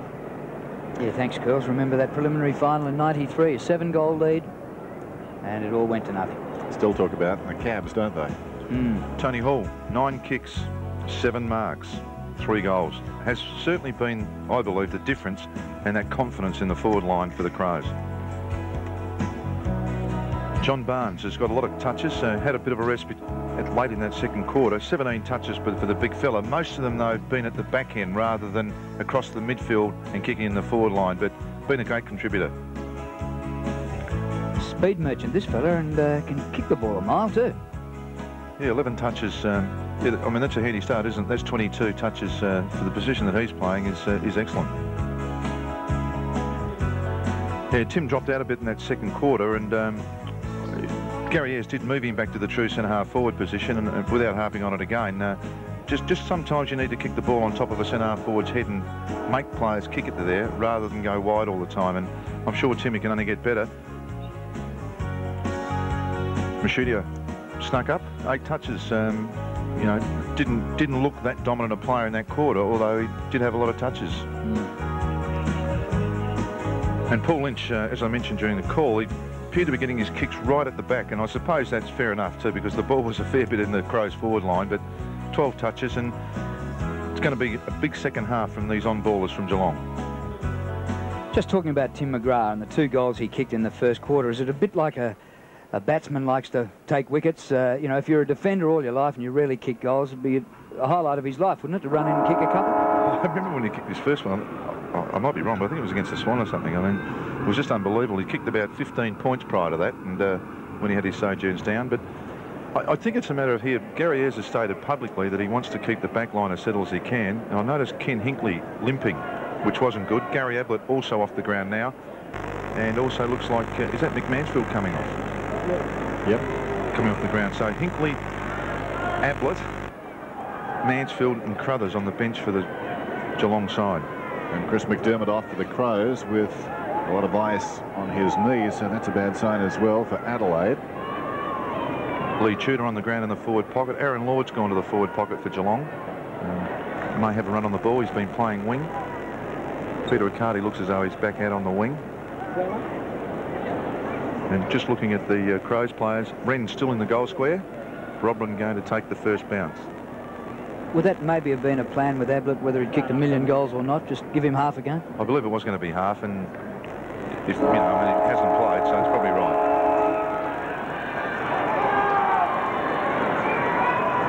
So we start the second half. A 32-point lead to the Crows. The bounce favours Barnes, who backhands it straight onto the chest, and away goes Pickering. Out wide. Tudor on the ground. Is that a free kick? Not paid to McClure. A hand pass is chopped off by Pesh. And now the Crows have it. Good hand pass to Tregenza. His pass up to centre wing, and an excellent mark. Wellman looked as though he was in the back position. Got up to take the mark. Came up limping a bit too. Prosciutto very high. McCartney goes back. Poked up the ground by Connell. One hand by Wren, but the other was being held. Free kick to Wren right in front.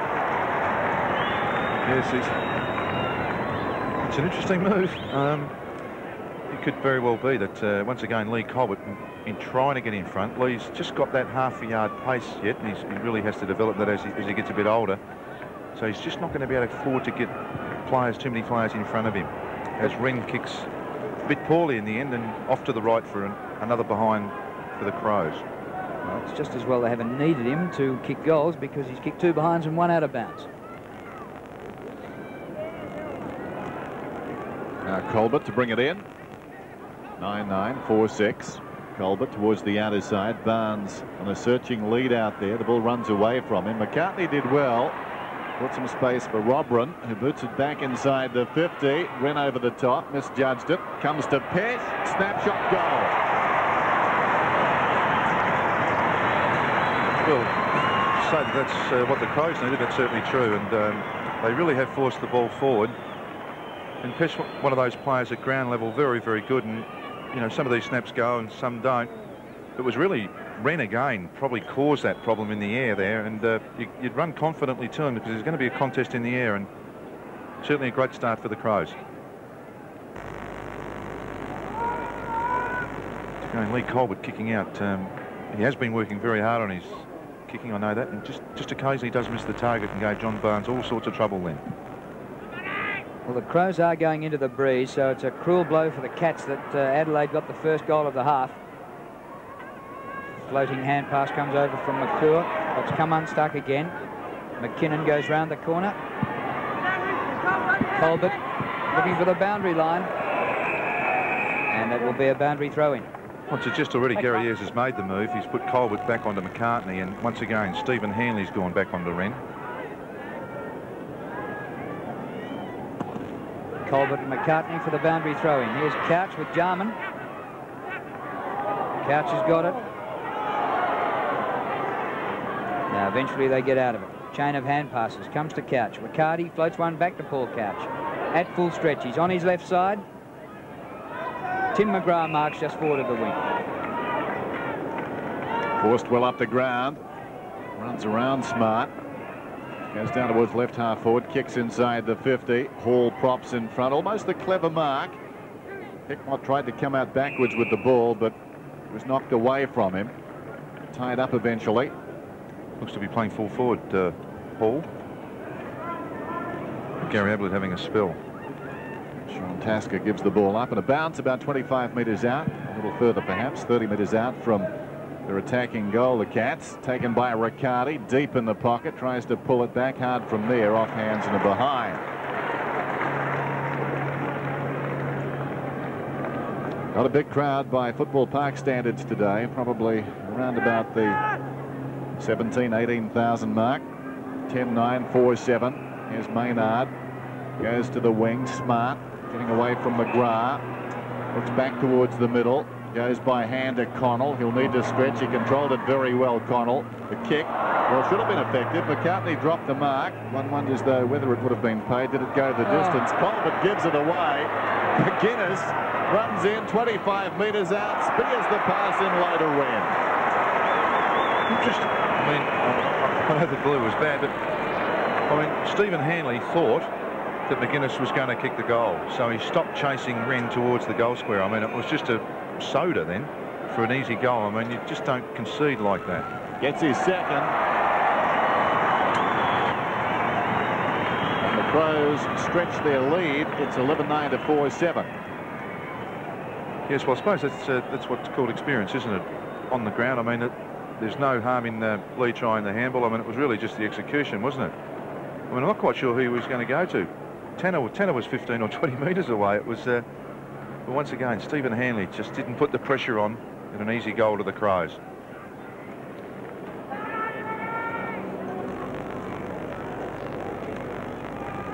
So now the Crows have kicked the first 2 goals of the third quarter. Lead 11-9 to 4-7. Robrin goes up against Barnes.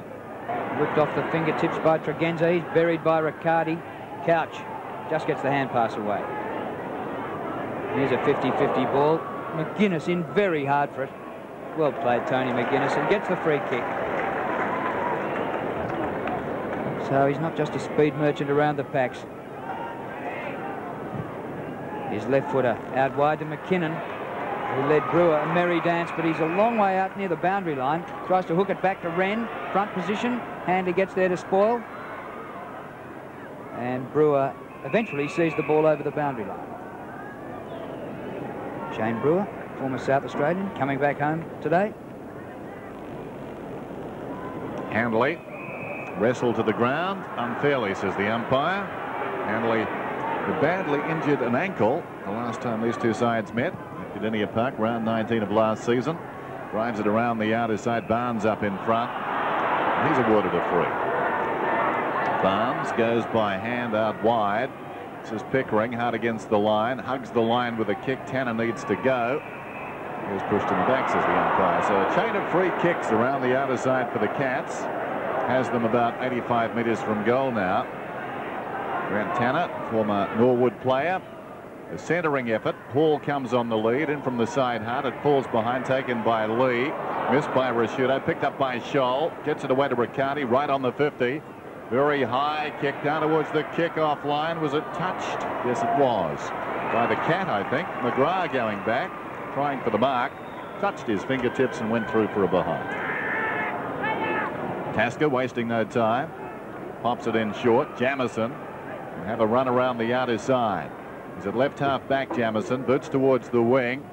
Awkward half volley out there. Favoured Wellman.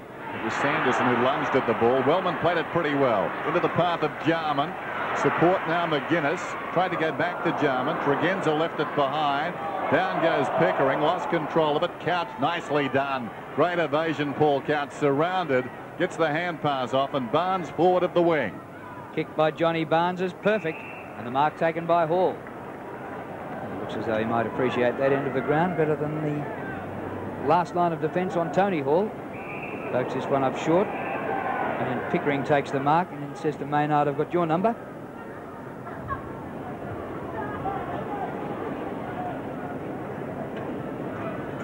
Well inside the 50. Can kick the ball, Liam. He can kick the ball a long way sometimes. Just in that slight.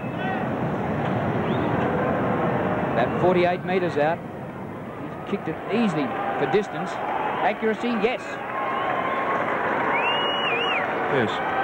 A reasonable build-up then by Geelong. Once again, Hall presented himself at full forward. And I tend to agree with you. He actually doesn't lead too badly. I mean, that was a long way.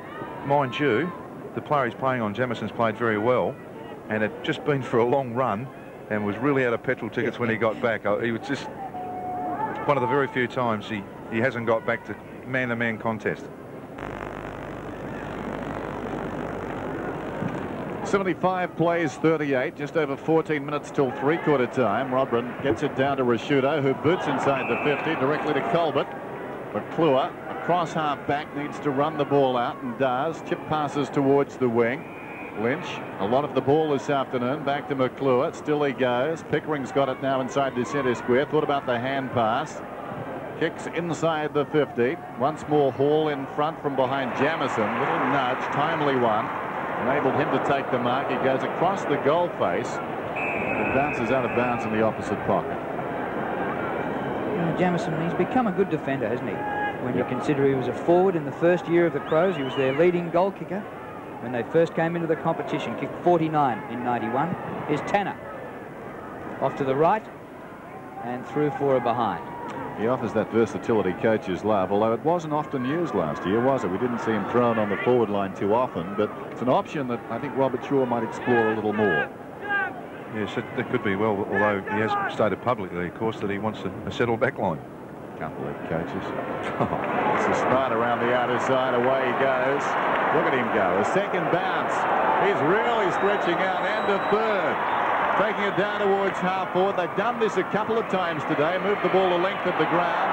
Wrestled down there. Wren had it slapped away. Opportunity for Sanderson. Dragged off it. This is Tony Hall. Hard against the line. It floats towards full forward. Back goes Handley. Outbunked by McCartney. Well, the breeze, I think, assisted the Crow that time. It was a floating kick. The breeze grabbed it and pushed it his way. Initially, I thought McCartney, as he did, thought he was out of position. It finished up on his chest. If that's not a modern player, Nigel Smart, that's modern football at its very best, isn't it? Athlete, tall, run, can kick.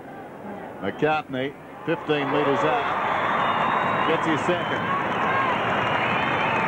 And I'm just not sure that I've been watching closely enough, but it seems to me that Smart has had a pretty easy day. He hasn't done a lot, so he was fresh as a daisy for a run like that. Yes, that's probably right. Pretty good body work here by McCartney in the end. The ball probably, as I say, just did drift it back again, and Stephen Hanley is not that strong in the body. His best way to play the game is to actually jump. He's not very thick across the top, so McCartney was able to shift him.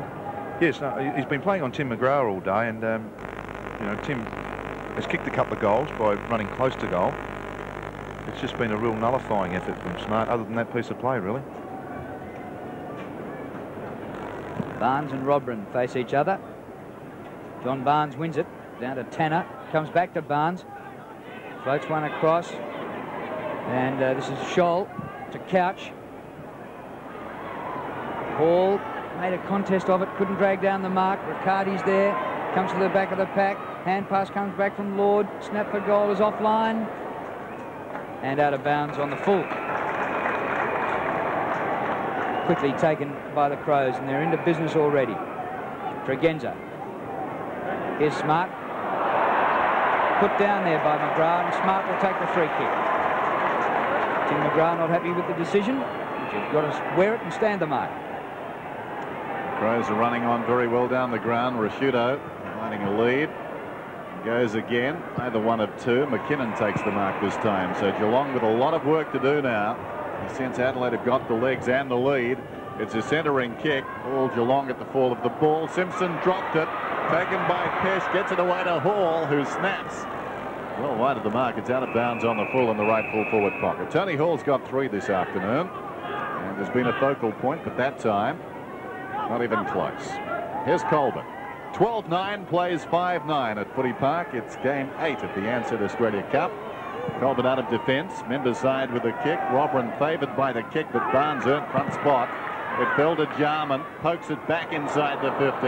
Handley's got it. Riccardi wants it short. Handley now makes it awkward. Where will he go? He pulls it back towards the middle. Presenting Couch with an opportunity and a task. He tried to soccer off the ground. Spills across to Maynard. He's taken down by Tanner, holding the ball. Free kick to Grant Tanner, who was once on the Crows list. Little hand pass, and Couch had to give it back to Tanner in a hurry. And Tanner for the 3rd time now gets a little bit of support from Lynch. Kick goes wide to Scholl. Brad Scholl, 2 games with North Melbourne. Craig's younger brother. Riccardi got rid of it in a hurry like a hot potato. Tregenza, and now Hart, and he goes for a similar run to the one that Smart went on. He approaches 50, could kick it. Ben Hart had the distance, but kicked it to the left.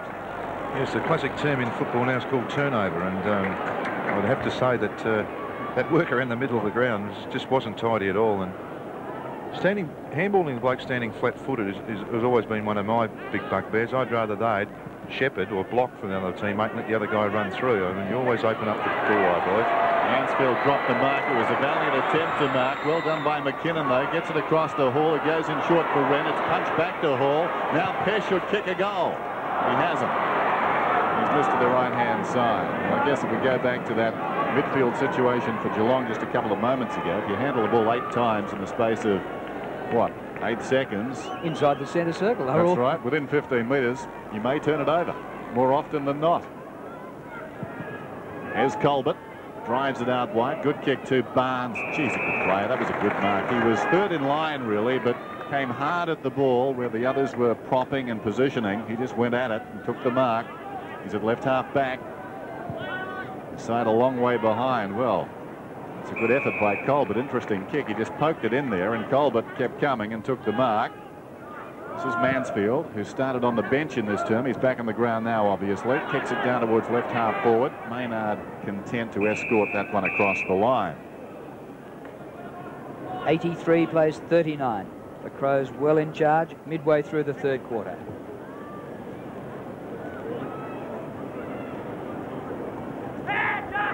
Smart.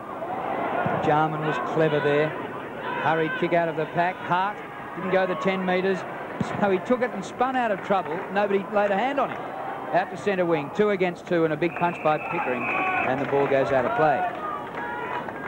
Gee, that was smart by Ben Hart. He was All-Australian in 92 and 93. Missed out on a hat-trick last year. There's a free kick. Robran. And a 15-metre penalty.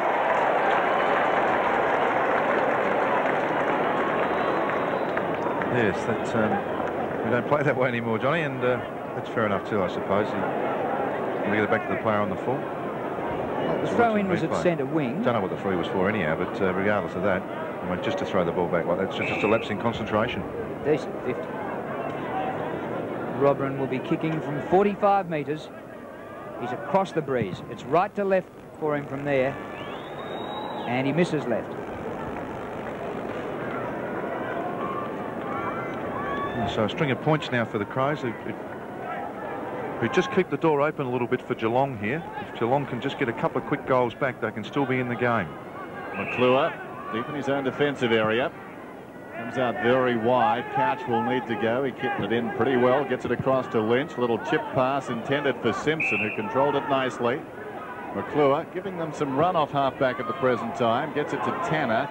Wasn't the best of hand passes. Tanner intent on hand passing, gets it to Couch, who pops it into Barnes in some space. Sweeping hand pass out wide. Now McClure has run on. He's down towards the 50. He can settle and go for home. Well, Hart confused him. Confused the issue. Stayed put and got this smother. Well played.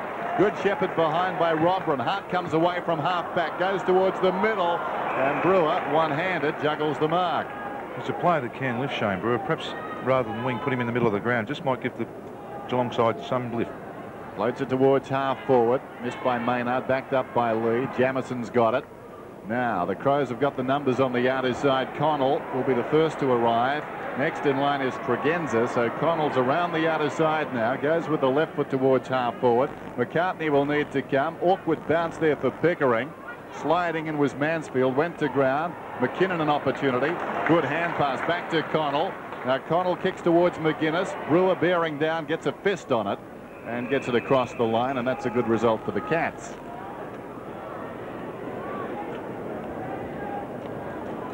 Yes. Gary Ayres looking on pensively.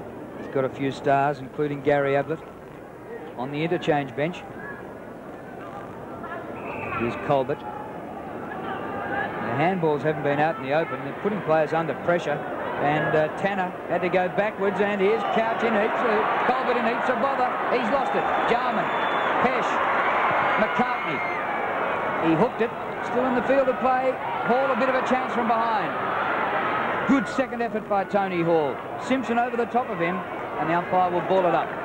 Actually, Drew, it's interesting to make the comparison there. The hand pass invariably coming back from the Geelong players. The one that really hurts is the one that comes forward, like we saw Pesh there. It really slices up the opposition. Probably should have been a goal. Wren tries to take clean possession, but Handley whips it out of bounds. Sean Wren hasn't had a run on the ball. He's been down on the forward line all day. He's kicked one goal too. Throw in bit long for him. McGuinness the rover, clean possession goal.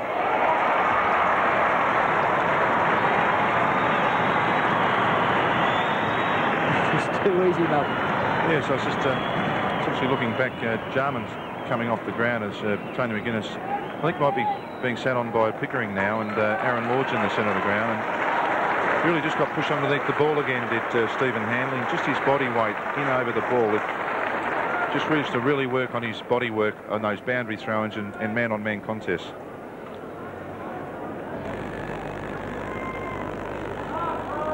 One-sided affair now. Margin is out to 51 points. Barnes goes up and heads it down. This is Lynch, dragged off it. The kick goes the Crows' way, if anything. Slap forward by Tregenza down towards left half-forward. He tries to soccer it, and again, well played. He gained about 45-50 metres there. Colbert, and a much-worked defence, goes across, is met very solidly by Tregenza, who'd run on, and the umpire is going to pay a free kick to Colbert. He's taken high. Tregenza crashing through. No. Colbert was falling to the ground, and Tregenza over the top, but Colbert with the ball pinpoints it nicely and finds Lynch hard against the line. 13-12 to 5-9. Lynch back to midfield, but Lee goes up and takes a very strong mark. Given great service. This is Hart. Away he comes. Gets it back to Lee, to Connell. Moves it on very slickly indeed. Rashudo, 80 metres out from goal. Launches a long one. In from the side, Wren, almost the mark. Hall's got it. In fact, he didn't have the ball. Could have almost got a free kick there. And we've got a whistle.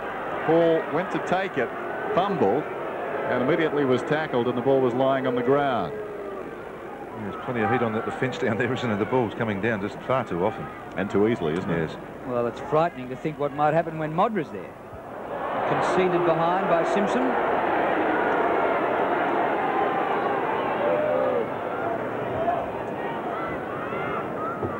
'91 plays 39, and we have just under 5.5 minutes to go to three-quarter time. Interesting, no kick-off ploy from Robert Shaw. It's really man-on-man.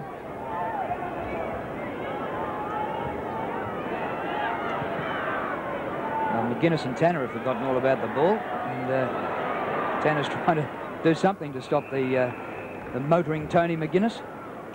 He's getting a bit of a lecture from Tony too, isn't he? A fatherly one about the scoreboard and what's the purpose of this. You can do what you like, gripping my jumper. I'll just keep getting the ball. I kicked the last goal. Have a look at the scoreboard. hand pass comes back to Connell. He's done well. He's marked his own kick. Now right in front is Brown on the 50-metre line, and the forward line is Wren with immense height, Hall, who's leapt like an Olympic high jumper. Little lead by Pesh the Rover. Brown goes for height and distance for Tony Hall. Chest mark.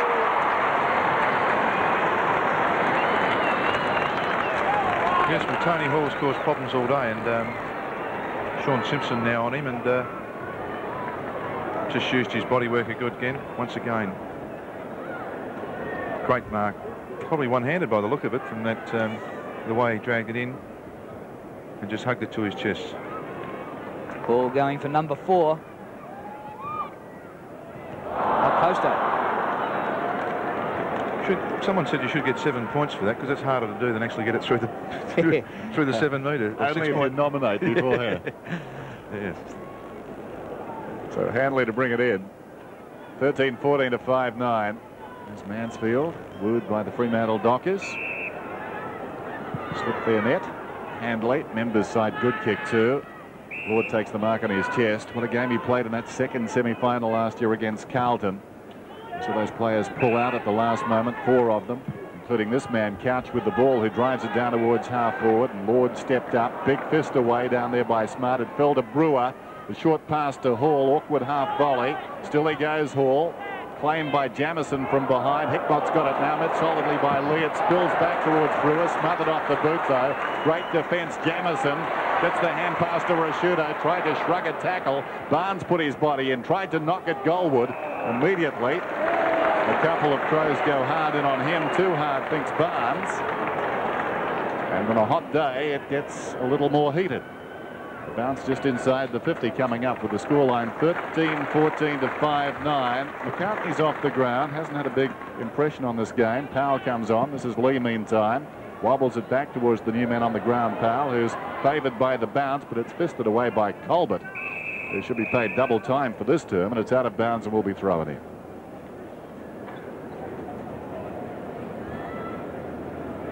These short haircuts are all right if only 1 or 2 have got them, but when 18 or 19 have got them, they start looking a bit the same.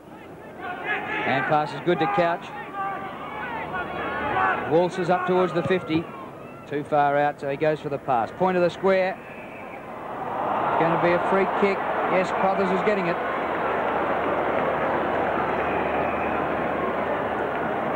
Against Sean Tasker. And the crowd not happy with that.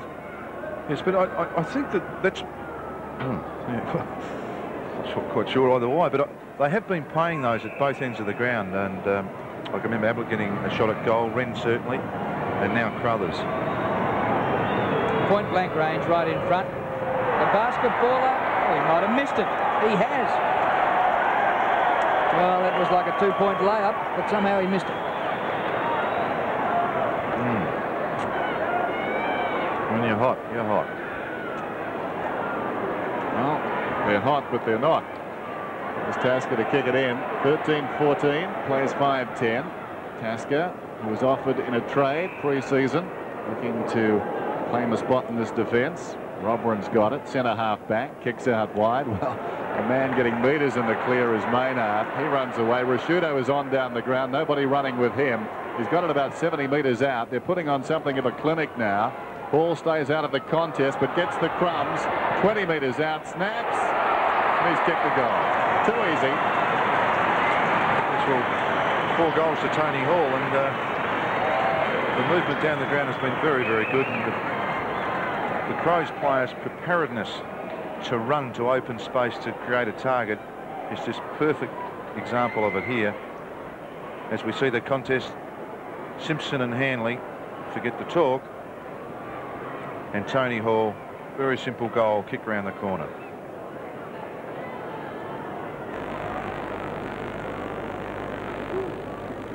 Well, the Crows have kicked 5 goals to 1 in this quarter into the breeze. Robrin wins out of the middle. Comes to Tregenza. Robrin gets it. 55 metres out. Not a great pass. And this time Simpson in front of Hall. Gets the hand pass away. Nested Crows. Brown, 30 metres out. Left footer. He's got another one.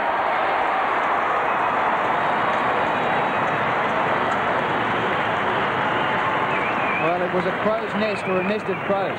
One of them had to get it. Yes, in fact, just looking at the flags as we watch the replay here, Rocket almost must have kicked the ground, and Sean Simpson again falling over. His body does give way under pressure, and mopped up by those players that are getting the ball out the centre, David Brown being one of them for his first goal for the day.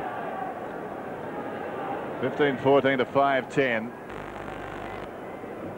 Barnes, who's tried valiantly, trying to stir up his team in the middle. Goes at it again, beaten this time though by the fresh legs. Robran got it down. This is McGuinness emerging from the centre. It's all one-way traffic, and that's a magnificently long kick, and the mark is held by Wren. So Malcolm Blight is thinking, I'm sure, he's made the best decision of his life. And Wren is about 25 metres out directly in front. Yeah, that I'm not playing on Wren, you mean? No. Here we go again. Stephen Hanley, see, just that body collapsing. He must learn to just stand up in that when that man-to-man comes. And although Wren is a very, very big fella and a good player, as we all know. The lead is now 70 points.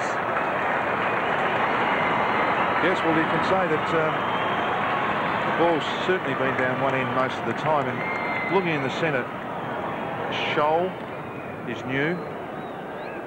Grant Tanner played a few games in there last year. And Paul Couch, and you've got John Barnes. And compare that to, at the moment, Shudo, Brown and McGuinness.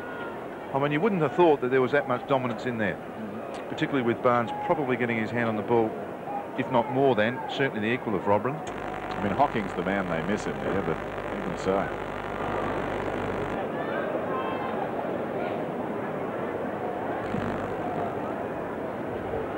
Barnes this time wins in the middle. Tanner, he gets one on McGuinness for a change. Bounces through them. It's now 40 metres from goal. Jamison, well played. Controlled it with one hand. Fired out the hand pass with the other. Tregenza, any amount of Crows out here. Time for a fumble by Robran. A little bit of a flick up there to Brown. Brown runs to the 50. Wren's got the height in the goal square. Brown might kick it himself. Wren right in the middle of the chop-up. Off the hands for a behind. Interesting play down the other end of the ground where it started with Jamison. Hall tried to pull the ball back in. Jamison ran through it. And I think that's the difference of experience now, that Jamison's had the ability to run forward where Hall tried to pull it back in. Handley kicks in, straight to Connell. Connell goes in short. Wellman. Only one side is running at the moment. Wellman's got it about 40 metres from goal. Sharp angle. He'll take a good kick from here. He decides to go in short. Wren offers the lead. Up he goes. Coming back hard there was Brewer, who traps the ball, goes back after it, met solidly by Powell. Powell went off the ground. The free kick will go, I think, to Shoal. And they have been tackled hard. Three-quarter time at Footy Park in Game 8 of the Ansett Australia Cup. And that term dominated by the Adelaide Crows. Geelong kicking one goal while their opponents got 7. Three-quarter time then our scoreline. 16-15, 111 the Crows. Geelong 5-10-40. Well, that was just awesome. They kicked 7 goals into the breeze while the Cats managed just 1 goal for with it and extended their lead from 32 points to 71 points at three-quarter time. And it almost seems unfair when you have a tall man there like Sean Wren. We saw him a moment ago. Rasciuto out of the middle. There's Wren. He kicked 2 goals in that quarter. And he gives them so many options, Malcolm. Then with Hall leaping all over the place, he's kicked 4 to three-quarter time. And it is frightening when you think that Tony Modra is to come into this side. What a lineup they might have. Yes, it'd be interesting to see what Robert Shaw says after the game of why he played Wren. And I'm sure it would have been just the lack of height, generally speaking, at the Geelong back. But to keep him there for the whole day, it just gives them that focal point. And it's not a wide focal point, it's a goal square focal point. And a lot of their goals have been got from running to the front of the goals. And if you add Liptak, Bickley and the likes as well, they could be a fearsome combination. The Crows, 16-15, 111. The Cats, 5-10-40.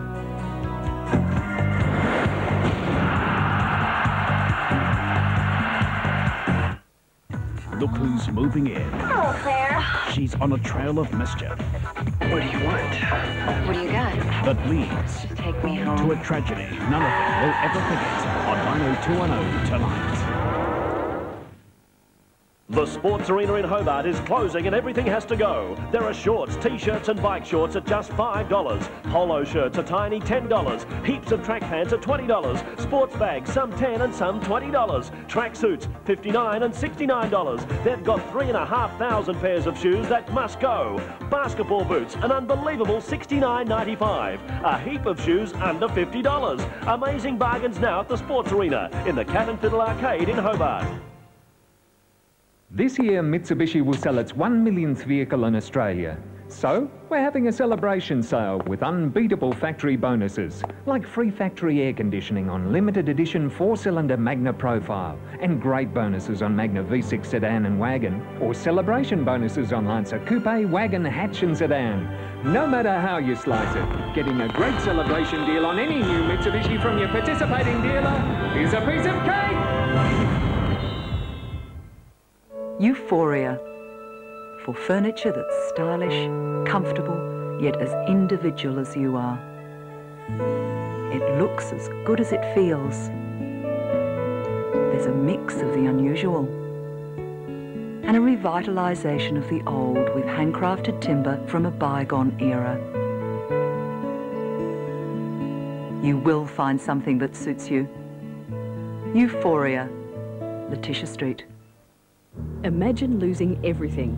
People do every day because of fires that could have been prevented with a fire extinguisher in the home or workshop. Fire Out is a new affordable aerosol product designed to control home fires before they get out of hand. Fire Out is non-toxic and harmless to both you and the environment. After 40 years' experience with the fire service, this is one product I happily endorse because it's efficient and easy to use. If you value your family, home or car, you won't be without it.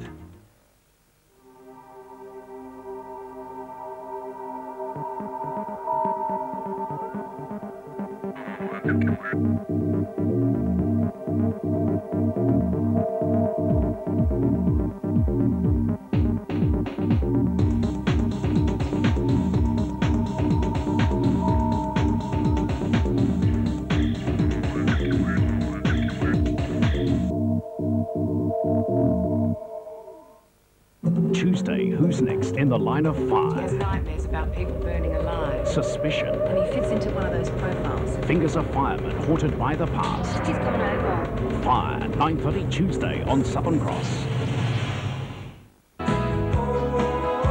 Bit of a cakewalk at the moment for the Adelaide Crows. 16-15, 111 to 5 goals, 10-40. Tony Hall has kicked 4, McCartney's kicked 2 and Wren has kicked 2. Only goal scorer for the Cats in that quarter was Liam Pickering, and Tim McGrath has 2 goals, both kicked in the first quarter. But at the moment, a 71-point break to the home side. Down on the boundary line, here's Neil Curley. Yes, well, Gary Ayres is just appealing to his players to make a stronger commitment and just really try and save this game from being an embarrassment, which it is at the moment. The Crows players are just on fire all over the ground. You got on the wings Stragenza and McKinnon, particularly young McKinnon, who hasn't played a lot of wing before, are just dominating their positions. Robin around the ground now is starting to show himself. He's very athletic. He's matching Barnes and Ruck and also beating him around the ground. And young David Brown, number 21, he seems to be reborn. Had a very poor year last year, but he's on fire. Hall, of course, in the pocket's playing exceptionally well. And McCartney, at long last, gives the Crows a centre-half forward who they can aim at, because he does contest. He makes a contest of every ball. He may not catch the ball, but he spills it down to the running players, and they know that it's going to come to ground. And of course, McGuinness and the likes of these fellows around there, they're just mopping up. The big improvement in the Crows I see so early in the season is their numbers around the ball. They really are working hard to try and get to the contest every time, or at least get to the falling ball. They're smothering, they're tackling and they're blocking, and particularly they've certainly copied West Coast here in their way. They're picking off players that are coming in to tackle. They're a much improved unit this year. We expected that. Their enthusiasm fantastic, and their team spirit is very, very good. They're on fire, and the Cats, of course, I think it's just going to be annihilation this quarter, unfortunately. Yeah, thanks, girls. What do you think, Malcolm, about Robert Shaw? A lot of people said, well, if Fitzroy didn't have the class to work with, it'd be interesting to see how he goes with the Crows. How did you go coaching against him? What was your observation of him?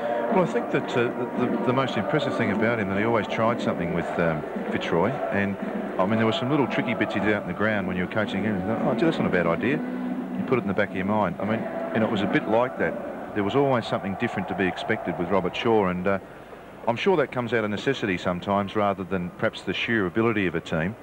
And I think that that's what most people admired about him, that he wasn't prepared to set something up and to back himself. And I don't think the biggest thing about coaching, I believe, is the self-belief. And when people ask me that, what do you mean? Because if you don't believe what you're saying yourself, it certainly rings true. And I think Robert Shaw is a believer in himself, and that'll pass on. Tony Hall's off the ground too. Job well done. And that's not to say that Gary Ayres is not a believer in himself either. I mean, this is, gee, we've all been on the end of one of these at Football Park. Start of the final term, 16-15, 5-10. Opportunity for Pickering, and he comes away with it.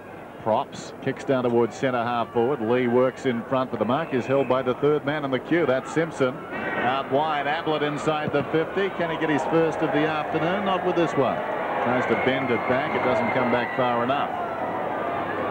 Gary Ablett, the 4th oldest man in the competition now. Oh, I'm sure he'll be pleased to hear that, Dennis. Well, 4th is better than 1st, 2nd or 3rd. Maynard. 50. I think Gary Ablett's having a run on the half-back flank or centre-half-back too, just as a matter of interest for the Geelong people. I'm sure they'd be keen on that. Connell pushed in the back. It's not a relayed free kick. In fact, the mark to stand down the ground. So advantage was paid as Powell kicks to centre-half forward. Wellman gave a contest. Brown tried to work it forward. He was held without it. And the free kick is going Adelaide's way. In fact, before Brown was held, according to the umpire, Wellman was held. See, the last time he played in the fence was on Dunstall, and I remember what the match report said that day. Good luck, Gary. McClure punched it about 15 metres. All cats around the ball. This is Lord on the burst. Scholl, who kicks it out wide. Colbert takes the mark on his chest on the wing. Couch gives him a lead in short. Being tracked by McGuinness. Not going that way. He's not sure which way to go. Oh, now he kicks into the man on the mark. So he's coughed it up. McKinnon goes back with his hand pass. There's Couch with McGuinness. Pickering. Very high ball, close to out of bounds. Rasciuto marks anyway. Back towards half-back. Tim McGrath at full-back too. So they've made a few changes at three-quarter time of Geelong. Here come the Crows again. Long kick to centre half forward. Ablett at the back. Didn't quite reach him. Comes off to Pesh. Running shot. Left foot. Good shot. Pesh kicks his second. And the Crows continue on their merry way. Yes, Gary Ablett at centre half back in the marking contest then. As we watch this, this is Connell. Kicks. Gary Norton tries to nudge him under front. And just that fingertip has upset the play. And Pesh onto his left foot, and a known goal kicker as well.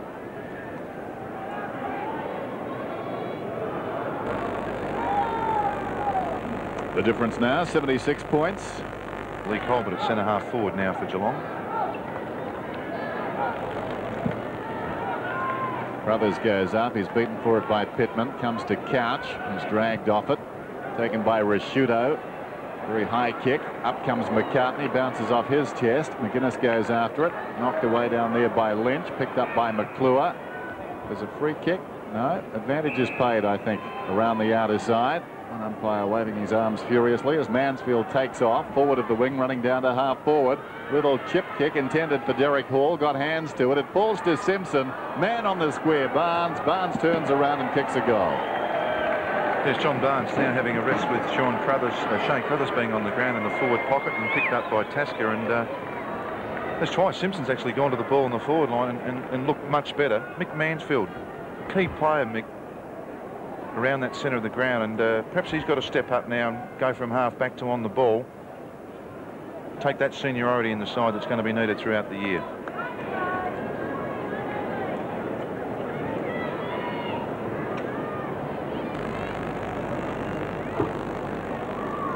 So back in the middle, not a very high bounce. Pittman wins it, gets a clip over the ear. Going to be a free kick advantage. Inside the 50, McGuinness is there. Well done by Wellman. He gets it going his side's way. Here's McCartney, loses it in the tackle, holding the ball. And Gary Ablett, the man, the tackler, will take the free kick. Out he comes. Riccardi off the hands and out of bounds.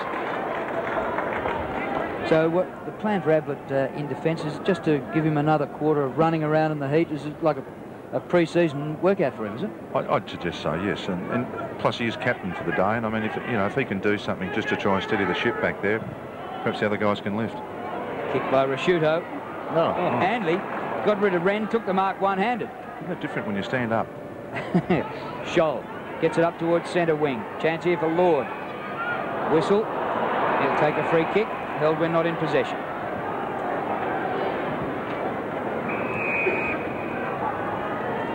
Aaron Lord, out his side wing.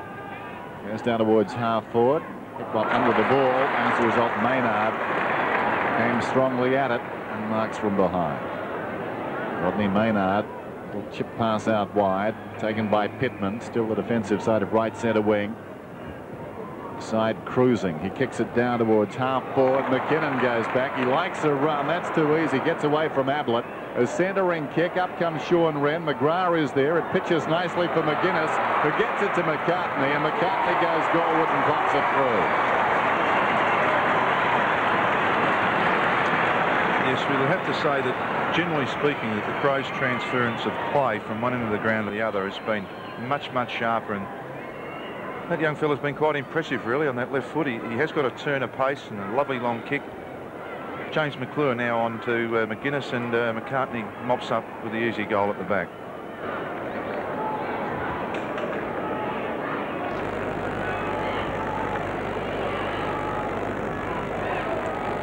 Yeah, Marty McKinnon really motoring on his wing. 19-year-old left footer.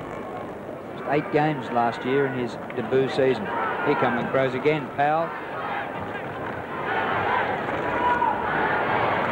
Very well done by Pesh. Back he goes to Pittman. Wide now for Wellman.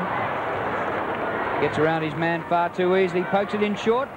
Oh, Ablett was coming the other way. That needed courage. Comes off to Pickering. The hand pass up the ground. Couch through the middle to Riccardi. Well, I haven't seen much running from Peter Riccardi today like this. The kick up high. Hall. Good mark. Top mark taken by Hall. Derek Hall, who was the Cats' first pick in the February draft, 2 games with the Eagles in '93. As we watch his mark now, and he just gets his arms bent a bit, and I think he just needs to straighten up his arms when he goes marking a bit. He's just going to show them the ball a bit. Tudor on for Aaron Lord. As Hall goes for goal from 40 metres, starts it right, it stays right. 1 point.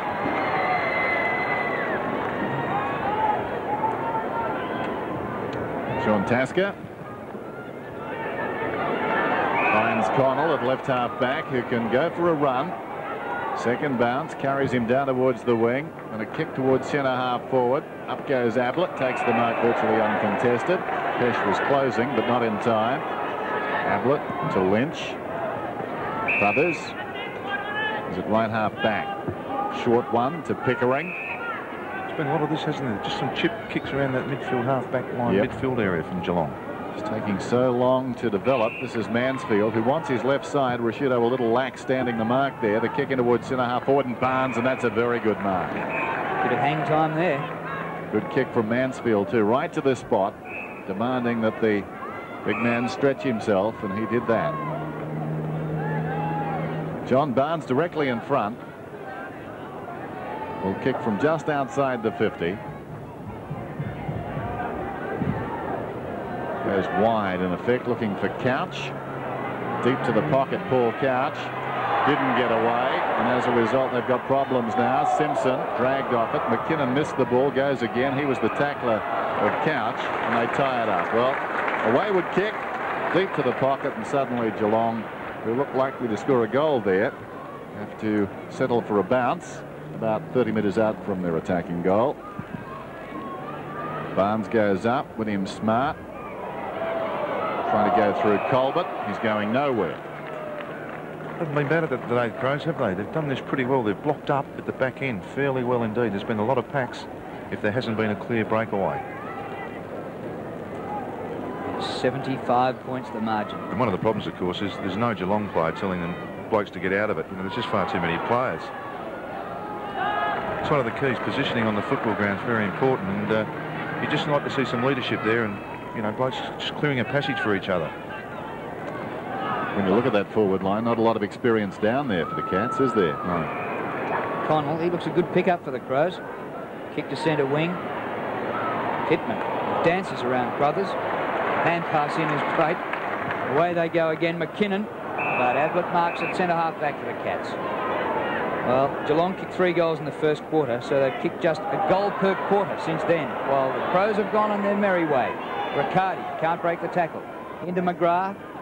Bit of space now for Tim McGrath. Pokes the ball in low for Barnes, and he marks 45 metres from goal. He's got players running past. Pickering in a bit of space. He's kicked the only goal in the third quarter for the Cats. Standing start round the corner. Wasn't great percentage, but Simpson marks. Yeah, Sean Simpson early last year actually tried it full forward in the seconds, just trying to find the spot for him, and actually did a fair job in that position, but generally known as round midfield and wingman. But as I said, that's 3 times he's been to the ball and has looked lively up there. So Simpson is scoreless today so far. Man on the mark is only about 8 metres from goal. Simpson, I think, has kicked it. Goal.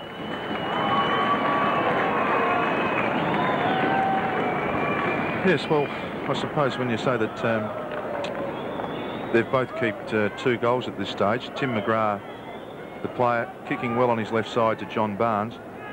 Once again, John Barnes gone to that pocket again, just hasn't quite hit the target right. Liam Pickering getting very tired. Socks down, hooks the ball back. Simpson, a very good mark and goal. 18-15, 7-13. Crothers and Pittman go at it. They try to draw initially. Crothers at the second attempt knocks it forward. This is Lee Tudor, picks it up, spears the pass in. Awkward one for Hall, though. It pitched in front of him. Picked up by Maynard over the top to Hart. Hart comes away. Good kick too. Pittman gathers the bouncing ball at half back. Runs out of bounds, unfortunately for him. Run out of space. And it will be tossed in. Tough contract for the players. It's been a warm day when play started just over 30 degrees. Rain was forecast last night. That didn't develop. Down goes Pesh. He didn't make an attempt, and a bit lucky not to be penalised there. It was held to him, but he's got to try and get it out. Pittman and Crothers once more.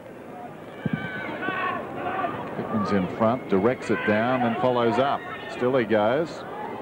Well, the application pretty good from the Crows. They wanted to help. This is Mansfield, who got it from Couch. Centering kick and a good one too. Up comes Maynard, dropped the mark, picked up behind by Barnes. Quick thinking, got a boot to the ball. Back comes Tasker, knocked through the pack to Barnes by Simpson. It's a behind. Johnny Barnes, 1 goal 1 in this last quarter. And on the day, Drew has looked their best forward. Best on baller, Yes. best everywhere.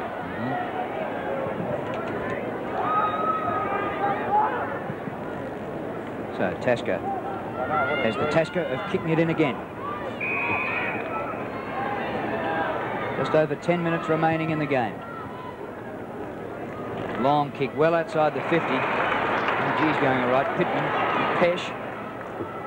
Straight to centre half forward. Ablett wrestling.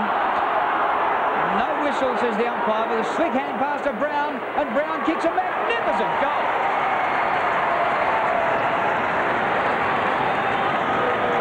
From the kick in at full back, it was stop us if you can.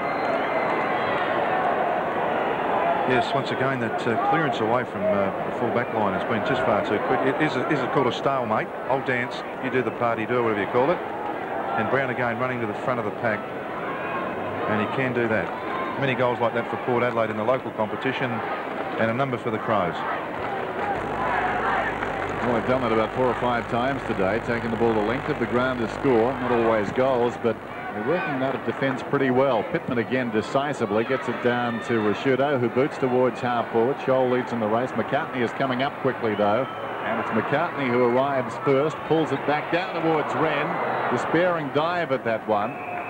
Handley watches it very closely as it runs across the line. So the throw in deep in the pocket. 19-15. 7-14. Don't often see scores of 20 goals in these pre-season games, shortened games, but the Crows with a chance to post 20 this afternoon. Here's Handley. 9:50 remaining. Here's Ablett in the goal square. Into Mines. Not a good kick. Tregenza shown too much of the ball, but well played. Couch socket off the ground, goes after it again. He played his 200th against the Crows last season at Cardinia Park. A different result that day from what we'll see today. Big win by the Cats as the ball comes down from Colbert towards Simpson, who's paid a free kick. Advantage is paid in turn. Simpson breaks away. Hickmott the target, and that's a good mark out in front. He just hasn't been able to get in the game today, Adrian, and can mark the ball. McKinnon comes off. Robran comes on. McKinnon's been very good. There goes the kick meantime to full forward. Hall. He's taken the mark only about 5 or 6 metres out. You'd have to say, I mean, the Crows have obviously got the game well and truly sewn up, but if he kicks this, it's a 3-3/4, so they've actually been a bit of a lift from some of the Geelong players. And perhaps it gives Gary Ayres a chance now to have a look at the side just with a bit of a different structure. Derek Hall gets the goal.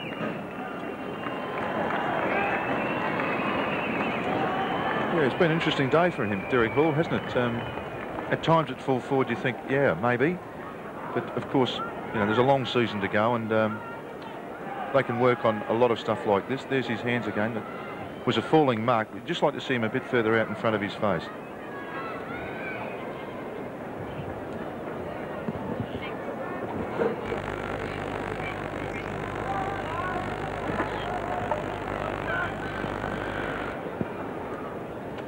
Yes, the goal by Derek Hall, his first for the game. 1 goal, 1 for him. Pittman again in the ruck. That's straight to Couch. Down goes Hickmott. He was legged and the umpire gives him the free kick. The little hand pass away to Lynch. Inside the 50 now to Hall. Taken out of it by Jamison. Tap on, almost clever to Tudor, but smart with great vision. Well, that's beautiful. And he gets it back in the old 1-2 with Connell. Smart already to the centre of the ground. Long kick to centre half forward. It clears the players down there. Wren, good hands. Play on, says the umpire. Another goal to Brown. That is unbelievable for a big man to be able to get the ball like that, give it off that quickly, off balance, is just exemplary. I mean, you'd think if Tony McGuinness could do that, wouldn't you? Great play game from Smart. He's just done enough, hasn't he, to stop him back there and set a few up. Fair contest there, and here's the big fella. Just fantastic skill, that awareness, and Brown a great finisher again. And 3 goals to David Brown, 2 in this last quarter. I reckon about 13,866 have turned up to watch this today too. That's your guess, is it? Yeah, that'll be my guess. Oh, well, we'll wait for the official count. If you look up at the board, it's on there right now. That's a coincidence. 20:15 to 8:14. Here's Couch. Lifted behind. Socket off the ground by Rashuda. Wide of the pack. Taken by Ablett. He floats one down inside the 50. Hall is there. Marks on his chest. So Jamison, who was the master in defence early against Ablett in particular, having his problems with Derek Hall. Yes, he's prepared to play in front. The ball actually just wobbles again, and yeah, he really did just get the right spot. Going at his second goal from about 35, 40 metres out. He puts it through. Geelong get their 9th. Tony Hall comes back on the ground and Nigel Smart comes off. It's 20:15 to 9:14. So it's goal for goal in this last quarter as we just watch this in the build-up to the play. Gary Ablett running off half-back. Kicks the ball long, and this ball just floats. And it really was just better body work, I suppose, by Hall as the ball floated down.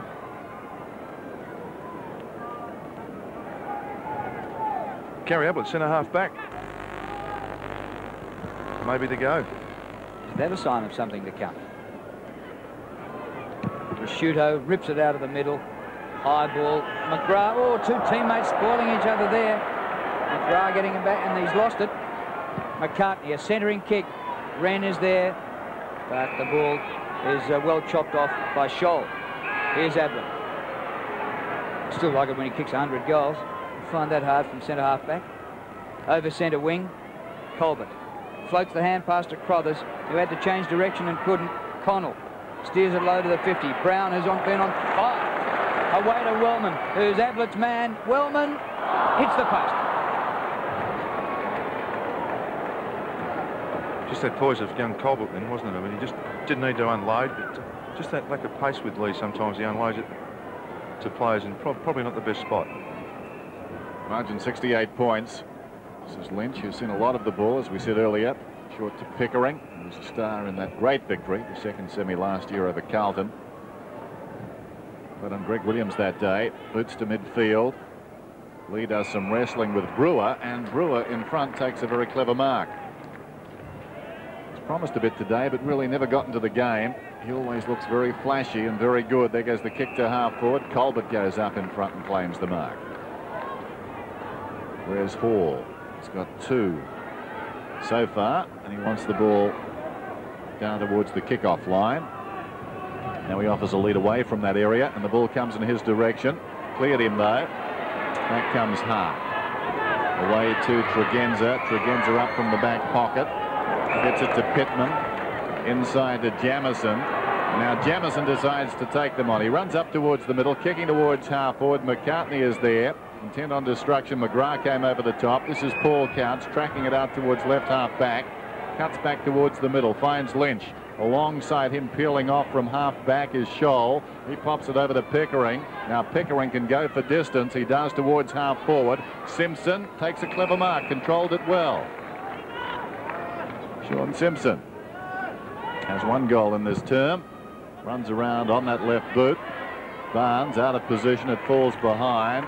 Well played by Connell to Tasker.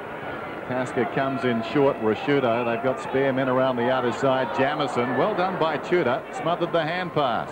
And Tudor gathers the crumbs. He's decked when he didn't have it and will take the free kick. It's terrific. Lee Tudor from just outside the 50. Barnes in the goal square. Good mark. Only had Tregenza to beat, but John Barnes finishing it off well. He's got 1 goal, 1 in this last quarter. Yes, John, great attributes, of course. He really can mark the footy. And that's 2 goals to Barnes. So in this last quarter, both sides have now kicked 4 goals apiece. I suppose there is some fight back by the Geelong side, but generally pretty well controlled at this stage. Lee Tudor, a la Kevin Bartlett, handballed the ball out in front and awarded the free kick. Pretty quick to seize on the Barnes. He was really almost by himself back in the goal square with the small wingman trying to cover up. 2016, 10-14. Of course, the first quarter final in the Ansett Australia Cup is on tomorrow night. Pittman goes up and gets it down into the path of Pesh, and Pesh runs to the 50. A quick reply coming up. I think it's good. It is. Well, that's the way to do it. Out of the centre, long kick, goal. 1 kick involved in that reply. The Adelaide Crows. Unfortunately, this C. Crothers in the centre of the ground, he's really just not being aggressive with his jumping, and unfortunately Pittman's just absolutely dominated this last quarter, and Shane Crothers got to learn that you've got to put your body somewhere near the footy sometimes and really jump hard at the footy. Malcolm, I just wonder, if Ablett's at centre half back, is he allowed to take the mark of the year? Or has he got to punch from behind? Oh, this is a decision as you go up. I think with the score as it is, he's allowed to take the mark of the year. Well, let's hope so, anyway. Here's Pittman. He's winning everyone in the middle, and Brown is having a picnic. A long, high one. Another mark. Tony Hall. Now, in this game, Drew, the last 4 kicks, 3 of them have been goals. That's rather unusual if Hall gets this. As we look at this again, the golden rule in football, if your man goes, I reckon you go, and Sanderson stands off and lets Hall go. I mean, you make the pack as big as you possibly can so it's hard for the forward to mark. Hall gets number 5. Yes, I mean, you can't really blame the bloke in front. Tim McGrath's got his man beaten, and you know, that's just inexperience, I believe. I've always thought you make the pack as big as you possibly can. Beat one. You don't have to beat the lot. You only have to beat your opponent. Yeah, that kick by Brown, the only kick in the last little minute and a half that hasn't been a goal. So Tony Hall, big day for him this afternoon. He spent some time on the bench. He's still, I think, warming up down there a little bit. Not always the best thing to come back onto the ground so late in the game, but he celebrated with a goal. Here's Couch. Couch gets a hand pass away. Will this be a goal? Yes. Lynch, 45 metres out, gets another one. There was a hand pass in there, no kick. We've got a run going. The 11th goal for the Cats. You keeping score, Drew? What's that? 12 goals this quarter. 4 goals out of 5 kicks. Yep. It was interesting, actually. Pittman pushed the ball back that time because he's getting confident. He actually pushed the ball back, and I'm a great believer. You've just won 12 in a row. Well, I reckon you'd go for 13. And at this rate, the game should end at midnight. You're not consuming much time between goals here. 12 goals in 25 minutes. Pittman's been fantastic here. There he goes again against Crothers. Wins it. Brown has a bit of a fumble. That's the only reason they didn't get it out that time. Riccardi. Oh, good mark. Terrific mark taken by Lee Colbert. Too far out to score. He's got players going past. Liam Pickering off the left boot, short of the goal square. Barnes stays at the back. It sits up all right for Hart.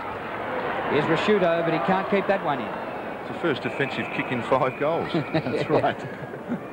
The other interesting thing about these two teams, Malcolm, is that their home record is impeccable. Yes, it is. The Cats 3 out of 3 at Cardinia Park, and the Crows 3 out of 3 here.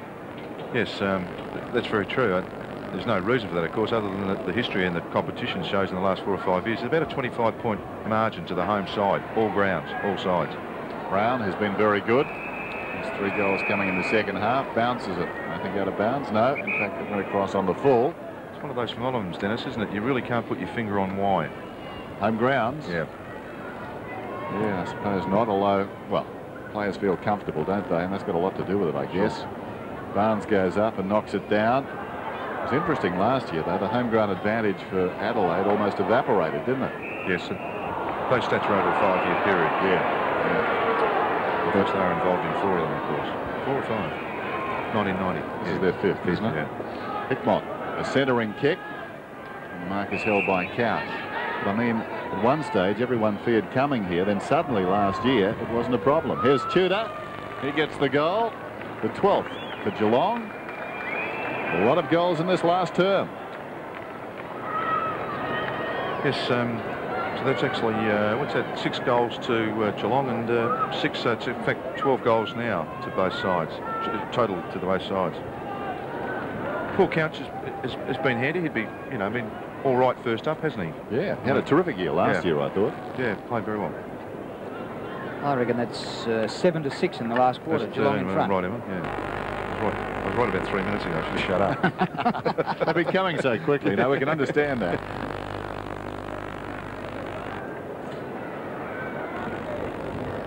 Just over 2 minutes remaining here at Football Park. Well, Crothers was uncontested that time to win it and gets the hand pass away to Abner. Is this a goal from the centre circle? Long kick anyway. Oh. Barnes did all right but didn't come down with the mark. Couch, the hand pass back to John Barnes. 30 metres from goal. Hoisted very high. He's got some hope. Wood wobbled. Glad there wasn't me underneath that one. Tasker took the mark. That was a kick of the tired man, wasn't it? Here's Tasker out of defence then towards the other side. Tailor-made for Pittman, who jumped right into the back of an opponent and has given away a free kick. Do you think so? I thought he had his eyes for the ball. Yeah, I didn't think it was a free kick, but he gave one away. The umpire thought it was. Tudor. It's one of those situations. I mean, he's just going for the ball, isn't he? I mean, it was just one of those things. Barnes has taken the mark from the kick. Well, it seemed fair enough. Barnes has got this ball about 20 metres out, slight angle, going for his 3rd goal. If he gets it, all his goals have come in the second half. And he's looked dangerous on the forward line. And he kicks it. In fact, John Barnes kicked 3 goals in this last quarter. Yep.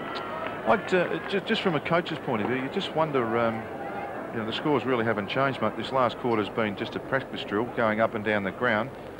As we watch Lee Tudor end up with his ball here and then take off, and once again, John Barnes, very effective in this last quarter in the forward line, and in fact Maynard's now on him, Tasker off him. So, I mean, I think Gary Ayres can get something out of this last quarter. I think certainly Robert Shaw can get something out of this last quarter. Obviously the Crows will win the game, but I think it's been a worthwhile exercise for both sides. Cats coming forward again. Tudor. Barnes stays in the goal square. The kick by Tudor in his direction. He's got the sit. Comes from behind, can't take the mark. It spills to him. And rushed through by Robrin. I saw Johnny Barnes a couple of times in this quarter do something I've never seen a bloke do before. He was behind the goalpost, shading himself from the sun, seeking shade on the footy field from the goalpost. He was actually trying to hide from his opponent. He's worked pretty hard, actually, hasn't he? I know he had a bit of a spell on the bench, but he looks like a man who's worked pretty hard just quietly. Rashudo, he loves getting in behind Pittman. Yes, he makes another mark, but this time Pittman's going to get the free. So Rashudo, for all his dexterity getting in behind the pack, is yet to get a kick because of it. This is Lee down towards half forward, pushing back. McCartney almost the grab. Could have been a free to the Cats there. Wren is grabbed immediately by McGrath, and there'll be a ball up. So we're down to 25 seconds remaining in this game. It will be the Crows who advance to the next round. They've simply been too good. They've overpowered Geelong today. On his knees, Brown gets it out. McCartney, who's kicked 3 goals, has this one blanketed. Slapped out wide by Wren. Picked up by McGuinness. Well, almost. It spills to Pesh, who gives it away to Wellman. Wellman turns around from 35 metres out, gets another one. Waiting goals on a hot day at Footy Park. I have to say, been pretty impressive today, that young fella, and confidence. The season last year, the ball really goes nowhere here. Wren hits it out wide, and McGuinness has trouble picking it up. Ends up with Pesh, and well, very, very competent kick, wasn't it? Unflustered to kick the goal. We're right on full time. So this next ball up in the middle. It's been 8 goals to 7 in the last quarter by the Cats. Geelong have more than doubled their score, but still had a farther of a height.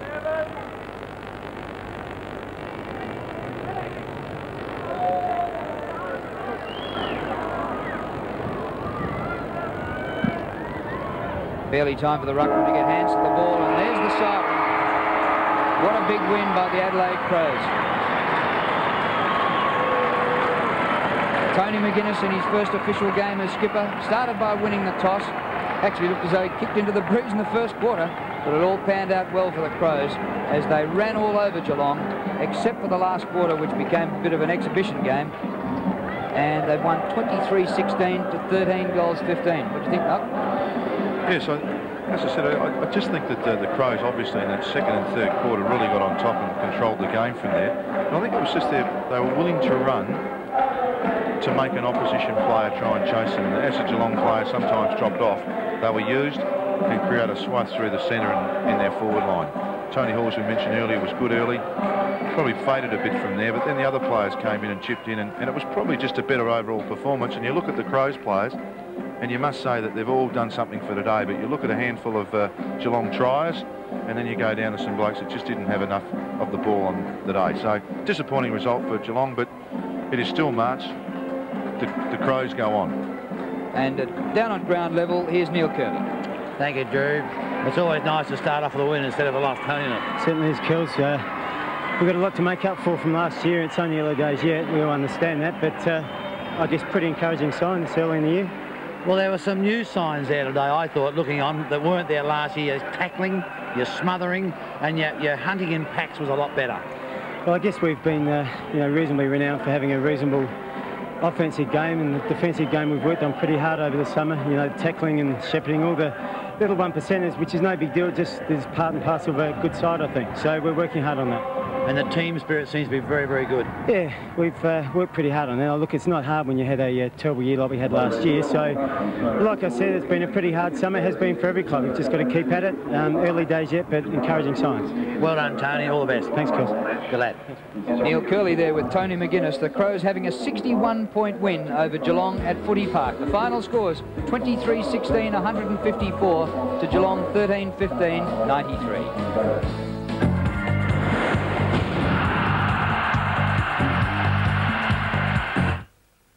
He was looking for a wife. Will you marry me? No. She was looking for a place to live. Oops. For the first hilarious time. You told him you were my wife? Goldie Hawn, Steve Martin, House Sitter, 8:30 tonight. You want to spill blood on the same patch of grass as the men that came before you. It doesn't separate men from boys. It tears them apart. I'm not saying I'd die for my team, but I'll be willing to go into an extended coma. I've broken leg, Tore my hamstring in half. 40 stitches in my face. shoulder reconstruction. Broken collarbones. Yeah, I'd recommend the game to anyone. I've walked off the field with fewer goals than my opponent. But I've never walked off the field a loser. You need natural instinct, great balance, and balls of steel. Am I proud? Ask me in a few years. I don't really like talking about myself that much. I let my feet do the talking. This is my face mask. It's an Australian game.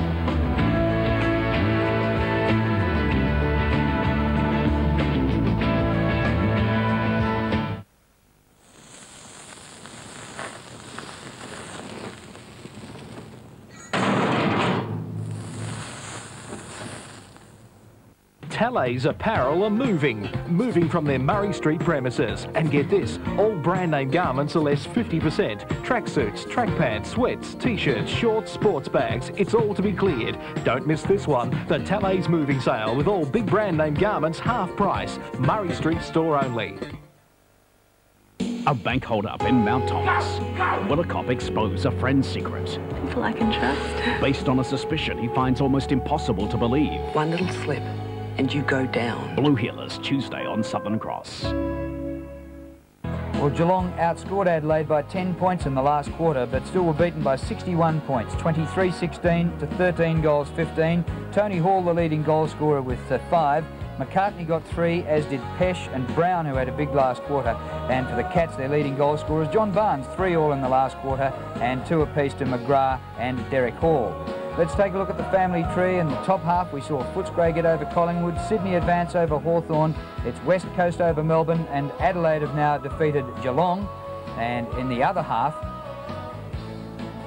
and that's the quarter-finalists, St Kilda, Carlton, North Melbourne and Essendon in the bottom half of the competition. Now, Malcolm, pretty impressive, although at the end with the floodgates really opened both ways. Yes, it did. I mean, it was one of those games, and I think that Gary Ayres threw the side around, which he's quite entitled to do, and tried some things. So I'm pretty positive that they can learn something from that. On the other hand, the Crows had a fantastic day, and for 3 quarters really did dominate the match. So good signs for Crows, because they're coming off such a disappointing season last year, but not so good for Geelong. Well, you happy to be up here, are you? Oh, I don't think that's the issue. That decision was made some time ago. So, no, I mean, I do think that the Crows probably had a bit more to go for. You know, they had a very, very disappointing year last year, and I think with the new coach they've really knuckled down over summer, obviously, and all things look well. Just looking at the stats, I mean, if you add those stats together, they're probably not too far apart, and that's, Geelong just seemed to play that shorter game. Free kicks are certainly in front of. The tackles, well, I mean, 8 over a game, I suppose, is a number, but the centre breaks, 23-16, and I think they got more clearer breaks out of the centre, did the Crows, much cleaner into their forward line probably than what Geelong did for most of the day. But it is a great game. It was a great game by the Crows, and disappointment for Geelong. The 1995 Ansett Australia Cup, brought to you by Mitsubishi Motors, Nike, Foster's Lager and McDonald's. Well, the quarterfinals start tomorrow night at Waverley in Melbourne, and it's St Kilda against Carlton, 2 first-round winners, and they're up in the first quarterfinal tomorrow night. Check your local guides for telecast times around Australia, but a big win here to the Crows. We hope you enjoyed it. Good afternoon to you all. This has been a 7 Sports production.